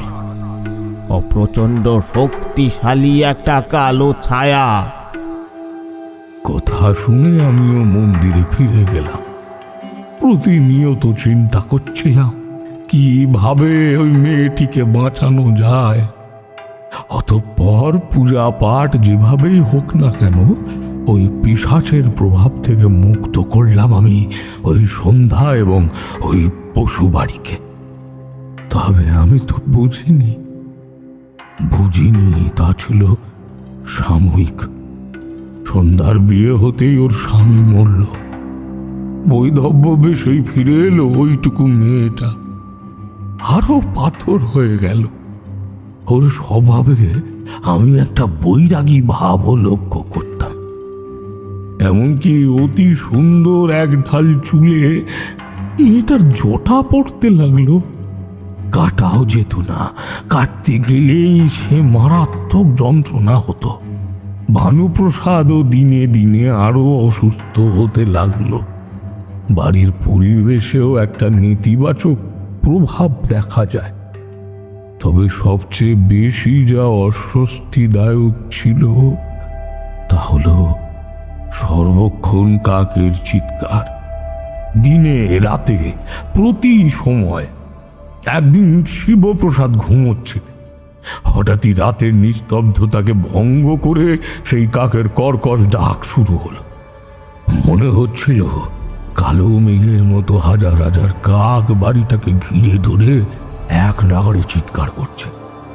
ধৈর্যের বাঁধ ভাঙলে তিনি নিচের উঠোনে নেমে দেখলেন একটা কাকেরও চিহ্ন নেই, এমনকি একটা পালক পর্যন্ত নেই। ব্যাপারটা চরম বাড়াবাড়ির পর্যায়ে চলে গেলে এক রাতে আমি পঞ্চমুণ্ডী আশ্রমের এক সাধক বাবার সাথে কথা বলে আসি। তিনি জানান যে মহাযজ্ঞের আয়োজন করতে হবে। ওই ব্রহ্মপিশাচ অসম্ভব শক্তিশালী, কিন্তু সেদিনই সন্ধ্যার সাথে রাতের দিকে একটা ভয়ানক কাণ্ড ঘটল। ঘুমের মাঝেই সে চিৎকার করে উঠল। সবাই দেখলো ওর নাক মুখ দিয়ে রক্ত উঠছে। সঙ্গে সঙ্গে অসুস্থ হয়ে পড়লো মেয়েটা। এমনকি দিনে দিনে মেয়েটার লাবণ্যমণ্ডিত চেহারাটাও শুকিয়ে একেবারে কাঠ হয়ে যাচ্ছিল। দ্রুত মহাযজ্ঞ করানোর মনস্থির করলে ব্রহ্মপিশাচ আমার দুঃস্বপ্নে আসে। আমাকে কর্কশ বিভৎস গলায় বলে,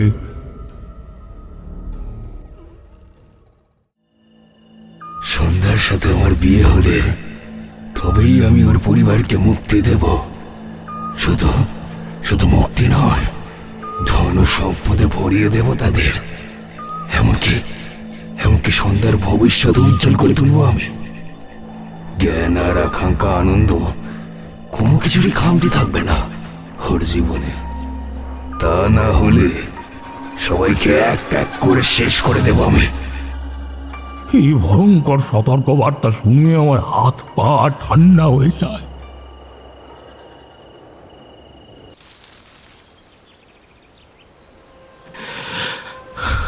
তবে বুঝলাম ব্রহ্মপিশাচ নিজের থেকেই আমার সাথে সংযোগ স্থাপন করার চেষ্টা করছিল। ওটা কোনো দুঃস্বপ্ন ছিল না। পুরোহিত মশাই এত দূর বলে থামলে আমিও বললাম, সন্ধ্যাকে বশীভূত করে ওই পিশাচ ওই বাড়ির অনেক ক্ষতি করতে পারে। ওই সাধক বাবা এসেছিলেন? যোগাযোগ করেছিলাম, খবর পাই তিনি মারা গেছেন। দুশ্চিন্তায় পড়ে যাই। রাতারাতি এমন মৃত্যু কি স্বাভাবিক কোনো ঘটনা ছিল? বুঝতে পারছিলাম না কি করব। তবে এইটুকু বুঝতে পারলাম, এই পিশাচ আগামীতে আরো সাংঘাতিক কিছু করতে পারে। পুরোহিত মশাইয়ের কথায় আমি বলি, গতকাল স্বপ্নে সন্ধ্যাকেও আমি দেখেছি। যেভাবে ও রক্তাক্ত কাটারিটা আমার দিকে তাক করেছিল, তবে পরে ঘরের দরজা বন্ধ থাকার সত্ত্বেও আমি বুঝতে পারি ওটা আমার কল্পনা ছিল না। বাস্তবেই সন্ধ্যার প্রবেশ ঘটেছিল আমার ঘরে, কিন্তু কিভাবে তা জানা নেই। পুরোহিত মশাই মন্দিরের বাসন কোসন গুছাতে গুছাতে বললেন, বিধবা হয়ে বাপের বাড়িতে ফিরে আসা সন্ধ্যা এখন মৃতপ্রায়, দিন দিন আরো নির্জীব হয়ে পড়ছে। কি যে করব, কিভাবে যে মেয়েটাকে বাঁচাবো, আমার মাথায় কিচ্ছু আসছে না। আমি একটা দীর্ঘশ্বাস ফেলে উঠে দাঁড়ালাম। তারপর পিছনে হাত গুটিয়ে মন্দিরের প্রবেশদ্বারের দিকে কয়েক পা এগিয়ে আলতো পেছন ঘুরে চোরা দৃষ্টিতে পুরোহিত মশাইয়ের উদ্দেশ্যে বললাম, আপনি আরো কিছু লুকোচ্ছেন আমাকে? খুলে বলুন, যদি কিছু করতে পারি আমি। পুরোহিত মশাই হতবাক হয়ে জিজ্ঞেস করলেন, আপনি মানে কিভাবে? বাঁকা হেসে বললাম, আমি একজন গুপ্ত সাধক। বহু অলৌকিক সমস্যার সমাধান আমি করেছি।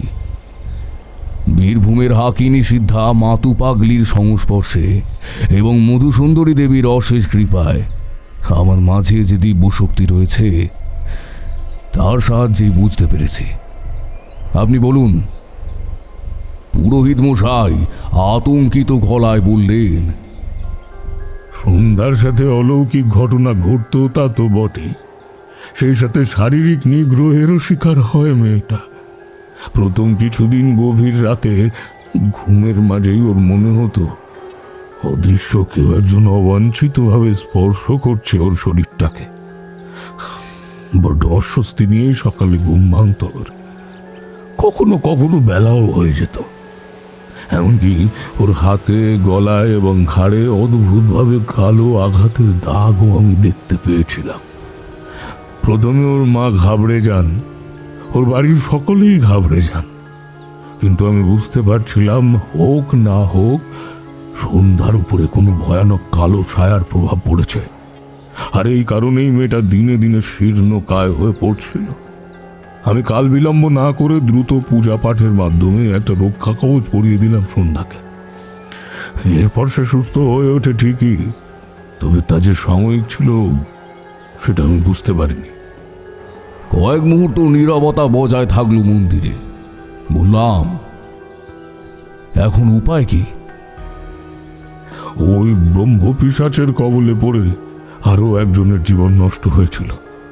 তাও তাও ওই বছর 20-25 হতে চললো সেই ঘটনা। গ্রামের একেবারে শেষে একটা বুড়ি থাকতো, তার নাতনি। বাপ মা মরার পরে বুড়ি মানুষ করছিল মেয়েটাকে। 17-18 বছর বয়সেই অসামান্য সুন্দরী হয়ে উঠেছিল মেয়েটি। ঘরের কাজ করত, কখনো বা মন্দিরের কাজেও নিজের হাত লাগাতো। একদিন কিসের টানে জানা নেই মন্দির থেকে বেরিয়ে ওই জঙ্গলের ওদিকটার ওই বটগাছটার দিকে চলে যায় মেয়েটা। ব্যাস, ব্রহ্মপিশাচের কবলে পড়ে। কিন্তু গোসাই বাবার সহায়তায় মেয়েটি বাঁচলেও ব্রহ্মপিশাচের অভিশাপে জীবনটা একেবারে ছারখার হয়ে যায় ওর। মাত্র 58 বছর বয়সে একটা 60 বছরের বৃদ্ধের সাথে বিয়ে হয় মেয়েটা। বুড়ি ঠাকুমাও মারা যায় সেই শোকে। বিয়ের কিছু মাসের মধ্যে ওই বৃদ্ধ চোখ বোঝে। এরপর বিধবা হয়ে একটা আশ্রমে ঠাঁই হয় তার। সেখানেই ঈশ্বরের সেবা আর আশ্রমের কাজকর্ম করে দিন চালাচ্ছে এত বছর ধরে। একবার গেছিলাম ওকে দেখতে, খুব কষ্ট হয়েছে। আর আজ এত বছর পর সন্ধ্যার মাঝে আমি যেন ওকেই দেখতে পাচ্ছিলাম। পুরোহিত মশাইয়ের উদ্দেশ্যে বললাম, ওই মেয়েটির সাথে যা ঘটেছে তা সন্ধ্যার সাথে ঘটবে না। এইটা আমি প্রতিজ্ঞা করে গেলাম আপনাকে। আমি যাওয়ার সময় পুরোহিত মশাই জিজ্ঞেস করলেন, আপনার খোঁজ ওরা কিভাবে পেল? আমি সাবলীল ভাবে জবাব দিলাম, শিবপ্রসাদ বাবুর ছেলে বাদল শহরে চাকুরি করে, আমিও ওখানে দীর্ঘদিন ধরেই থাকছি। জ্যোতিষ চর্চা করে আর মানুষের ঠিকুজি কুষ্টি বিচার করে রোজগার করি। আমারই এক মক্কেলের থেকে আমার ব্যাপারে খোঁজ পায় বাদল। ওদের অফিসেই নাকি চাকুরি করতো মক্কেল ভদ্রলোকটি। যাই হোক, নিরুপায় হয়ে ছেলেটি যখন আমার কাছে আসে, নিজের বোনের প্রাণ ভিক্ষে চায়, তখন আমি আর ওকে ফিরিয়ে দিতে পারিনি। বিবেকে বেঁধেছে বড্ড। আর এখানে এসে বুঝলাম এই মুহূর্তে বসু পরিবার সত্যি বড় অসহায়। তবে আজকে আপনাকে নিশ্চিত করলাম যে খুব শীঘ্রই আমি অপশক্তিকে গ্রাম ছাড়া করবই। আসি।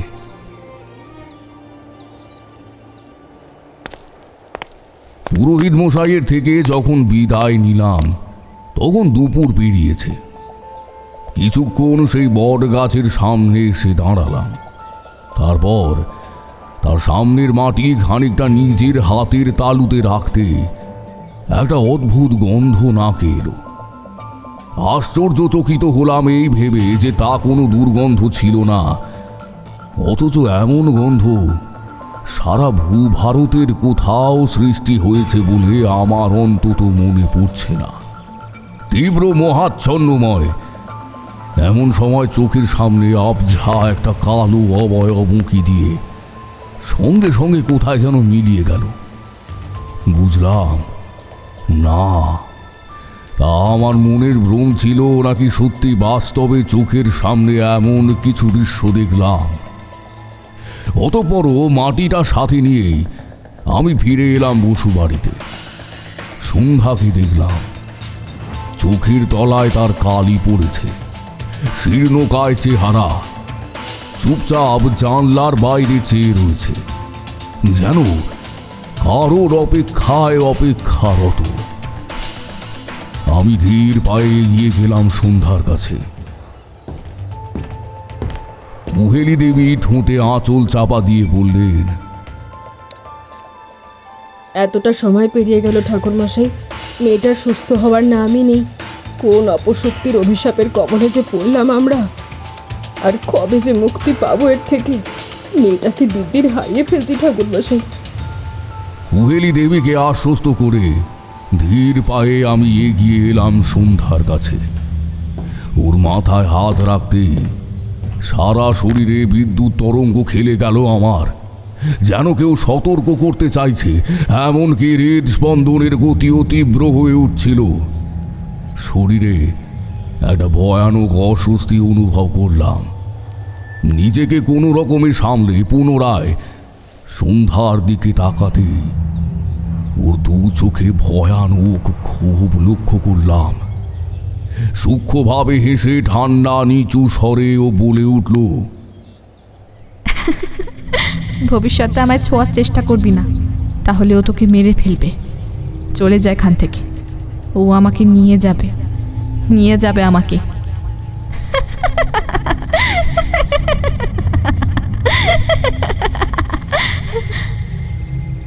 অদ্ভুত গলায় উন্মাদের মতো হাসতে লাগলো সন্ধ্যা। জট ধরা উন্মুক্ত কেশরাশি, রক্তরঞ্জিত দু চোখের বর্ণ, ঔদ্ধত্যপূর্ণ মুখের অভিব্যক্তি, রীতিমতো রাগ আর ক্ষোভে ফুঁসছিল। মেয়েকে এমন ভয়ঙ্কর আচরণ করতে দেখে কান্নায় বসে পড়লেন কুহেলি দেবী। ভগবান, কি হলো আমার মেয়েটার? ভগবান, ভগবান গো, আমার মেয়েটার কি হলো? ঠাকুর, কি হলো? আমি কুহেলি দেবীকে শান্ত হতে বললাম। তারপর কোনো কথা না বলেই মন্দির থেকে আনা জবা ফুল সন্ধ্যার কপালে ঠেকিয়ে একটি বিশেষ মন্ত্র পড়তে লাগলাম। প্রথমে তা প্রত্যাখ্যান করতে উদ্যত হলেও পরে শান্ত হয়ে এলো সন্ধ্যা। কয়েক মুহূর্ত নিজের মা আর আমার দিকে ফ্যাল ফ্যাল করেছে, চিৎকার করে কুঁকিয়ে উঠল,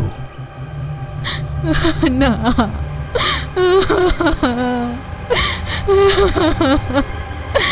মা গো, আমাকে শেষ করে দেবে। ও জানি না ওটা কি, দৈত্য না দানব না রাক্ষস, তবে ওই বিভীষিকা থেকে আমাকে বাঁচাও মা। আমি এই দীর্ঘ যন্ত্রণা নিতে পারছি না। ও আমাকে নিয়ে যাবে মা, আমাকে বাঁচাও ওর হাত থেকে। আমি সরাসরি জিজ্ঞেস করলাম সন্ধ্যাকে, তোমার স্বামী কিভাবে মারা গেল সন্ধ্যা? থমকে যায় আমার কথা শুনে সন্ধ্যা, তারপর বলে,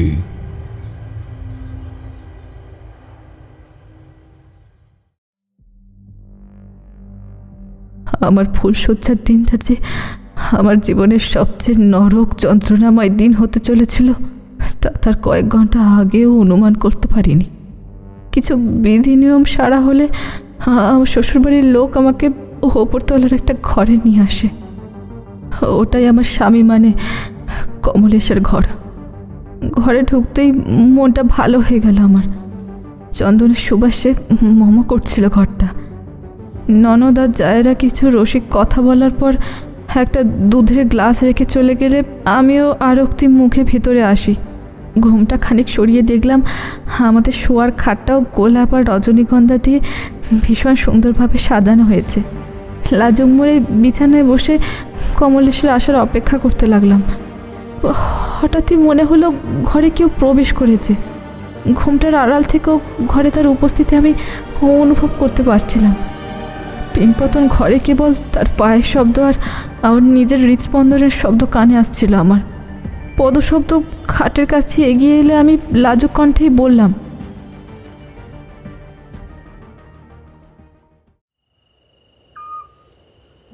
কে? নিশ্চিত ছিলাম কমলেশই, তবুও ইচ্ছা করে জিজ্ঞেস করি, কিন্তু অপর প্রান্ত থেকে কোনো জবাব পাই না। কিন্তু একজোড়া বরফ শীতল এবং ভারী হাতের স্পর্শ অনুভব করতে পারি নিজের পায়ের পাতায়। কেঁপে উঠলাম আমি। নিজেকে সেভাবে সামলানোর সময়ও হয়তো পাইনি। আচম্বিত একজোড়া পুরু ঠোঁটের উষ্ণ ছোঁয়া অনুভব করতে পারি পায়ের পাতার উপর। শিউরে উঠলাম সঙ্গে সঙ্গে। হৃদস্পন্দন তীব্র হয়ে উঠল তৎক্ষণাৎ। কিছু বলতেই যাব এমন সময় দরজায় টোকা পড়ার শব্দ চমকে উঠি। বাইরে কমলেশের ডাকাডাকি শব্দ পেয়ে হঠাৎই মনে পড়ে গেল যে আমি তো ঘরে ঢুকে ভেতর থেকে দরজায় খিল তুলে দিয়েছিলাম। তাহলে কেউ কিভাবে ঘরে প্রবেশ করতে পারবে? ঘুমটা ঠিক করে দ্রুত খাট থেকে নেমে দরজা খুলতে কমলেশ উদ্বিগ্ন হয়ে বলল, বাইরে প্রচন্ড ঝড় উঠেছে, হালকা বৃষ্টিও পড়ছে। এ কি পাগল মেয়ে, জানলাগুলো খুলে রেখেছো কেন? দেখো বৃষ্টির ছাঁট আসছে যে। আমি হতবাক হয়ে গেলাম। দরজা খোলার আগে পর্যন্ত তো একটা জানালা খোলা ছিল না, তাহলে জানলা খুলে গেল কিভাবে? পর্দা করে উঠছে উন্মত্তর মতো। কমলেশ ব্যস্ত হাতে জানালা বন্ধ করে একটা গা মোছা হাতে নিয়ে আয়নার কাছে এলো। গা মোছাটা দিয়ে নিজেই নিজের চুল মুছতে মুছতে আপন মনে কথা বলছিল আমার সাথে। হ্যাঁ, আমি ভয় কাঁপছিলাম, কারণ একটু আগের অনুভূতি আমার মনের ভুল ছিল না, তা এখন অনুভব করতে পারছিলাম পায়ে। পাথরের মূর্তির মতো ঘরের এক কোণে দাঁড়িয়ে থেকে বিভ্রান্ত হয়ে সেই কথাগুলোই ভাবছিলাম। মনে হচ্ছিল এই ঘরের দেওয়ালে দেওয়ালে কোনো অশুভ শক্তির নিঃশ্বাস বইছে। এমন সময় হঠাৎই আয়নায় চোখ পড়তেই দেখলাম আয়নার অপর প্রান্তে কমলেশের ঠিক পাশেই সৃষ্টি হয়েছে একটা ভয়াবহ দানবীয় অবতারের, যার কুঁচকে যাওয়া বাদামি কালো চামড়ার পরতে পরতে প্রচণ্ড গলন ধরেছে। দু চোখ রক্ত রঞ্জিত, যেন ফেটে বেরিয়ে আসতে চাইছে। আমার দিকে হিংস্রভাবে চেয়ে ধীরে ধীরে সে তার বিশাল আকার পুরো ঠোঁটের ভেতর দিয়ে বের করে আনলো 1 হাত লম্বা চওড়া কালচে জীব। জানি না তাকে জীব নাকি সর্প বলা ঠিক হবে। যা আচম্বিত এগিয়ে গিয়ে সোজা কমলেশের গলায় পেঁচিয়ে বসতে লাগলো। কমলেশ চিৎকার করে উঠলো ব্যথা আর আতঙ্কে। আমিও সেই দৃশ্য দেখতে না পেরে 2 হাতে মুখ থেকে মৃদু চেঁচিয়ে উঠলাম। আমাকে ভয় পেতে দেখে কমলেশ এগিয়ে এলো আমার কাছে। কি হলো, ভয় পাচ্ছ কেন? কিছু বলতে পারলাম না, আমি যেন রীতিমতো বোবা হয়ে গিয়েছিলাম সেই সময়। কমলেশ আমার কাছে এসে 2 হাতে আমার কাঁধে হাত রাখলো।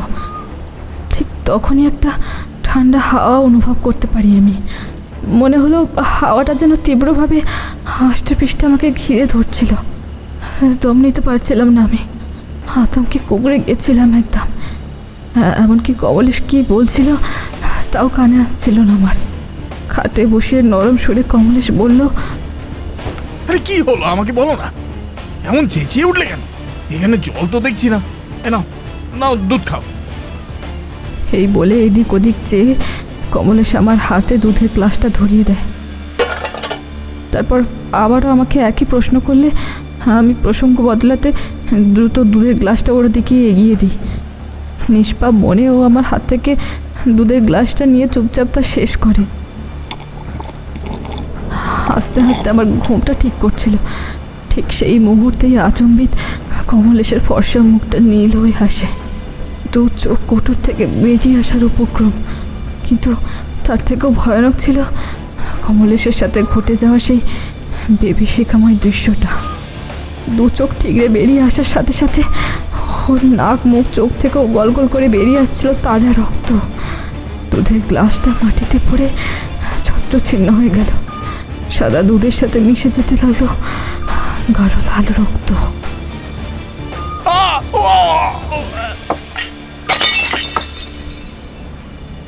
তীব্র যন্ত্রণায় ছটপট করতে করতে কমলেশ চিৎকার করতে লাগলো। তারপর ধীরে ধীরে স্থির হয়ে গেল শরীরটা। চিৎকার করতে চাইলাম আমি, অথচ গলা থেকে একটা স্বর বেরোলো না। কাঁপতে কাঁপতে আয়নার দিকে তাকালাম। সেই ভয়ানক দানবাকৃতির বিভীষিকা তখনও এক দৃষ্টে চেয়ে রয়েছিল আমার দিকে। ওর চোখের রক্তবর্ণ দৃষ্টিতে মিশেছিল এক অদ্ভুত নিষ্ঠুরতা। এরপর আমাকে চমকে দিয়ে অট্ট হাসি ফেটে পড়ল আয়নার ও প্রান্তে থাকা বিকৃত অবয়বের সেই পিশাচ। তার তীক্ষ্ণ ধারালো দাঁত আর রক্তরঞ্জিত ঘোলাটে চোখ আমার সারা শরীরকে অবশ করে তুলছিল। সত্যি বলছি, সেই অট্ট হাসিতে লেগেছিল মৃত্যু আর প্রতিহিংসার স্বাদ। ধীরে ধীরে ঘরে জ্বলতে থাকা হ্যারিকেনের আলোটা কমে আসতে লাগলো। অন্ধকার যেন গ্রাস করতে লাগলো আমায় একটু একটু করে। সেই ঠান্ডা বাতাস তীক্ষ্ণভাবে আমার শরীরে বিঁধছিল। আর সেই অট্টহাসি, কখন যে জ্ঞান হারালাম আমি তা নিজেও বুঝে উঠতে পারিনি।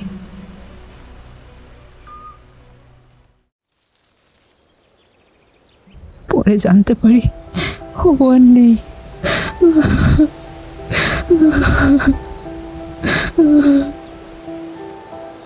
কথাটা বলেই হাউ মাউ করে কেঁদে ফেলল সন্ধ্যা। তারপর চিৎকার করতে করতে বলল, আমার জন্য, ঠাকুরমশাই, আমার জন্যই আমার স্বামী মারা গেছে। সব কিছুর জন্য আমিই দায়ী। সন্ধ্যার মাথায় হাত রেখে বললাম, এটা কখনোই বলবে না সন্ধ্যা, তুমি নিজেই পরিস্থিতির শিকার। সুতরাং কিন্তু আমি যাওয়ার পরই তো এমনটা হলো ঠাকুরমশাই। আমি লক্ষ্মীমন্ত বউ হয়ে উঠতে পারিনি ঠাকুরমশাই। সন্ধ্যাকে গম্ভীরভাবেই বললাম, তুমি কারোর ভাগ্য লিখতে পারবে না সন্ধ্যা। ভাগ্য উপর তলা থেকেই লেখা হয়। ঈশ্বর আমাদের জন্য ভাগ্য লেখেন। কমলেশের ভাগ্য তিনিই লিখেছেন। কর্মের মাধ্যমে ভাগ্যে কিছুটা হয়তো পরিবর্তন আনা সম্ভব। যেমন তোমার ভাগ্য বদলাবে না, কিন্তু কর্মের দ্বারা পরিবর্তন আনা যাবে তোমার ভাগ্যে। তাই বলছি, কর্ম ভালো করতে থাকো, ভাগ্য অবশ্যই ভালো হবে। এই বলে ঘর থেকে বেরিয়ে এলাম আমি।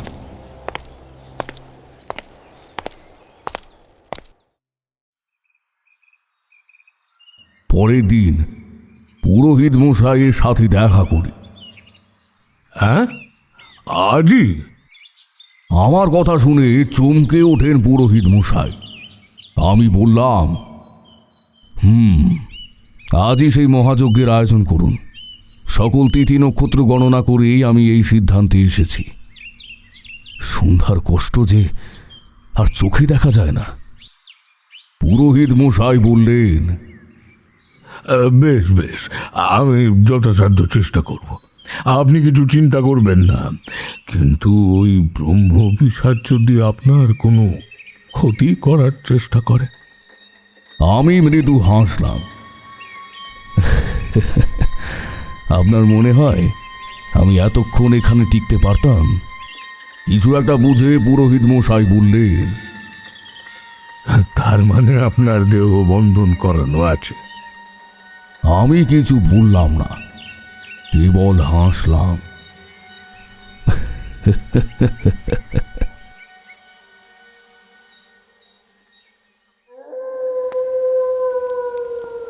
অতঃপর সে ক্ষণ এসে উপস্থিত হলো।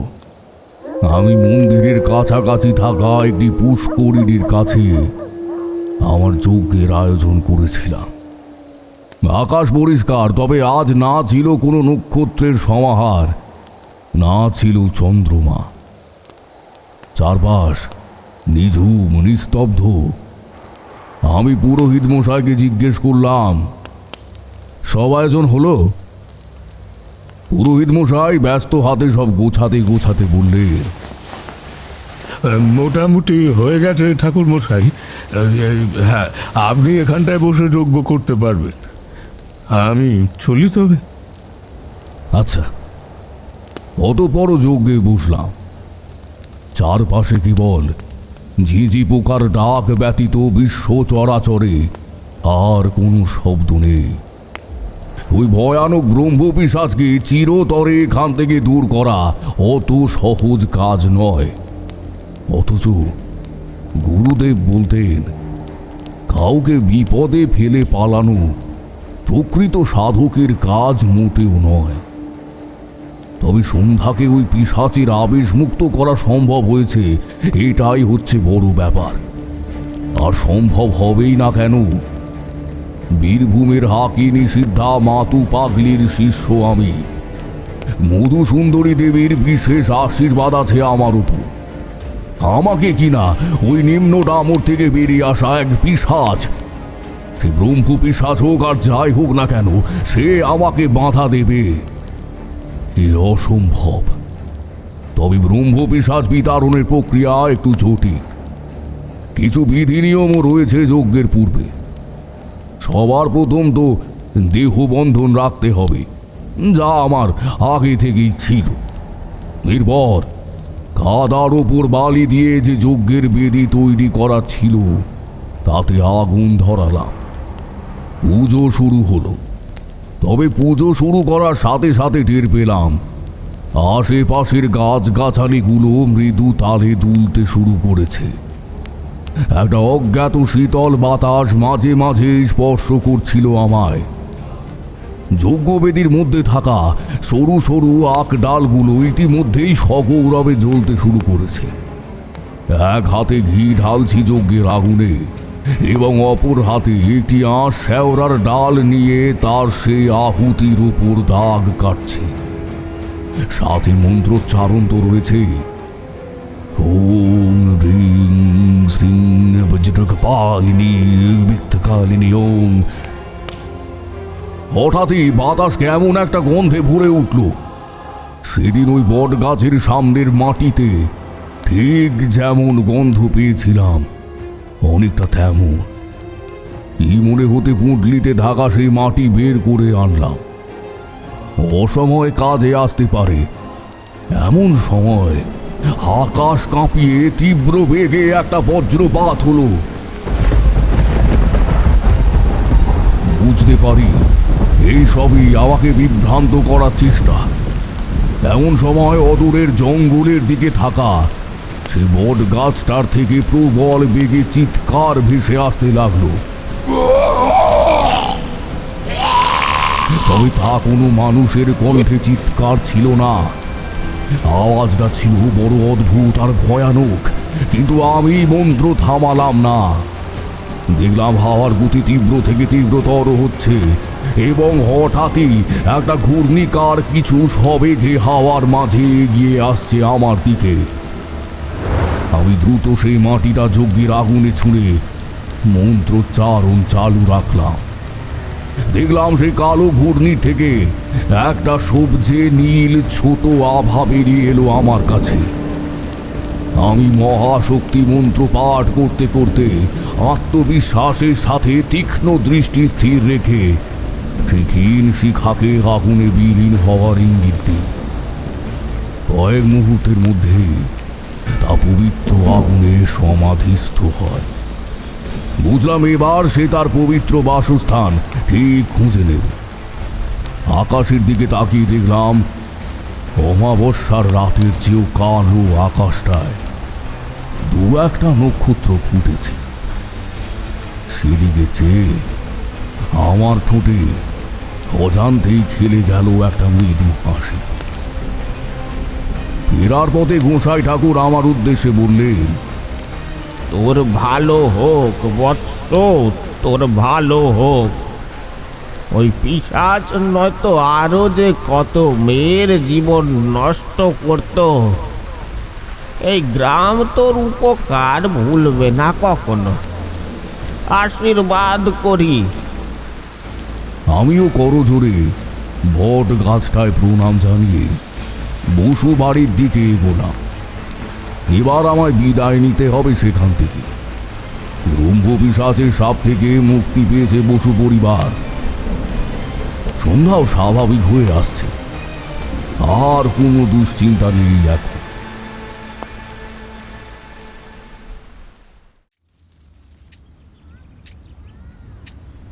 নিজের মতো করে জীবনযাত্রা করতে পারার স্বাধীনতাও পেয়ে গেছে ও। এক কথায় এটা এখন বেশ খুশি। একটা পাসিং শো ধরিয়ে তারানাথ বললেন,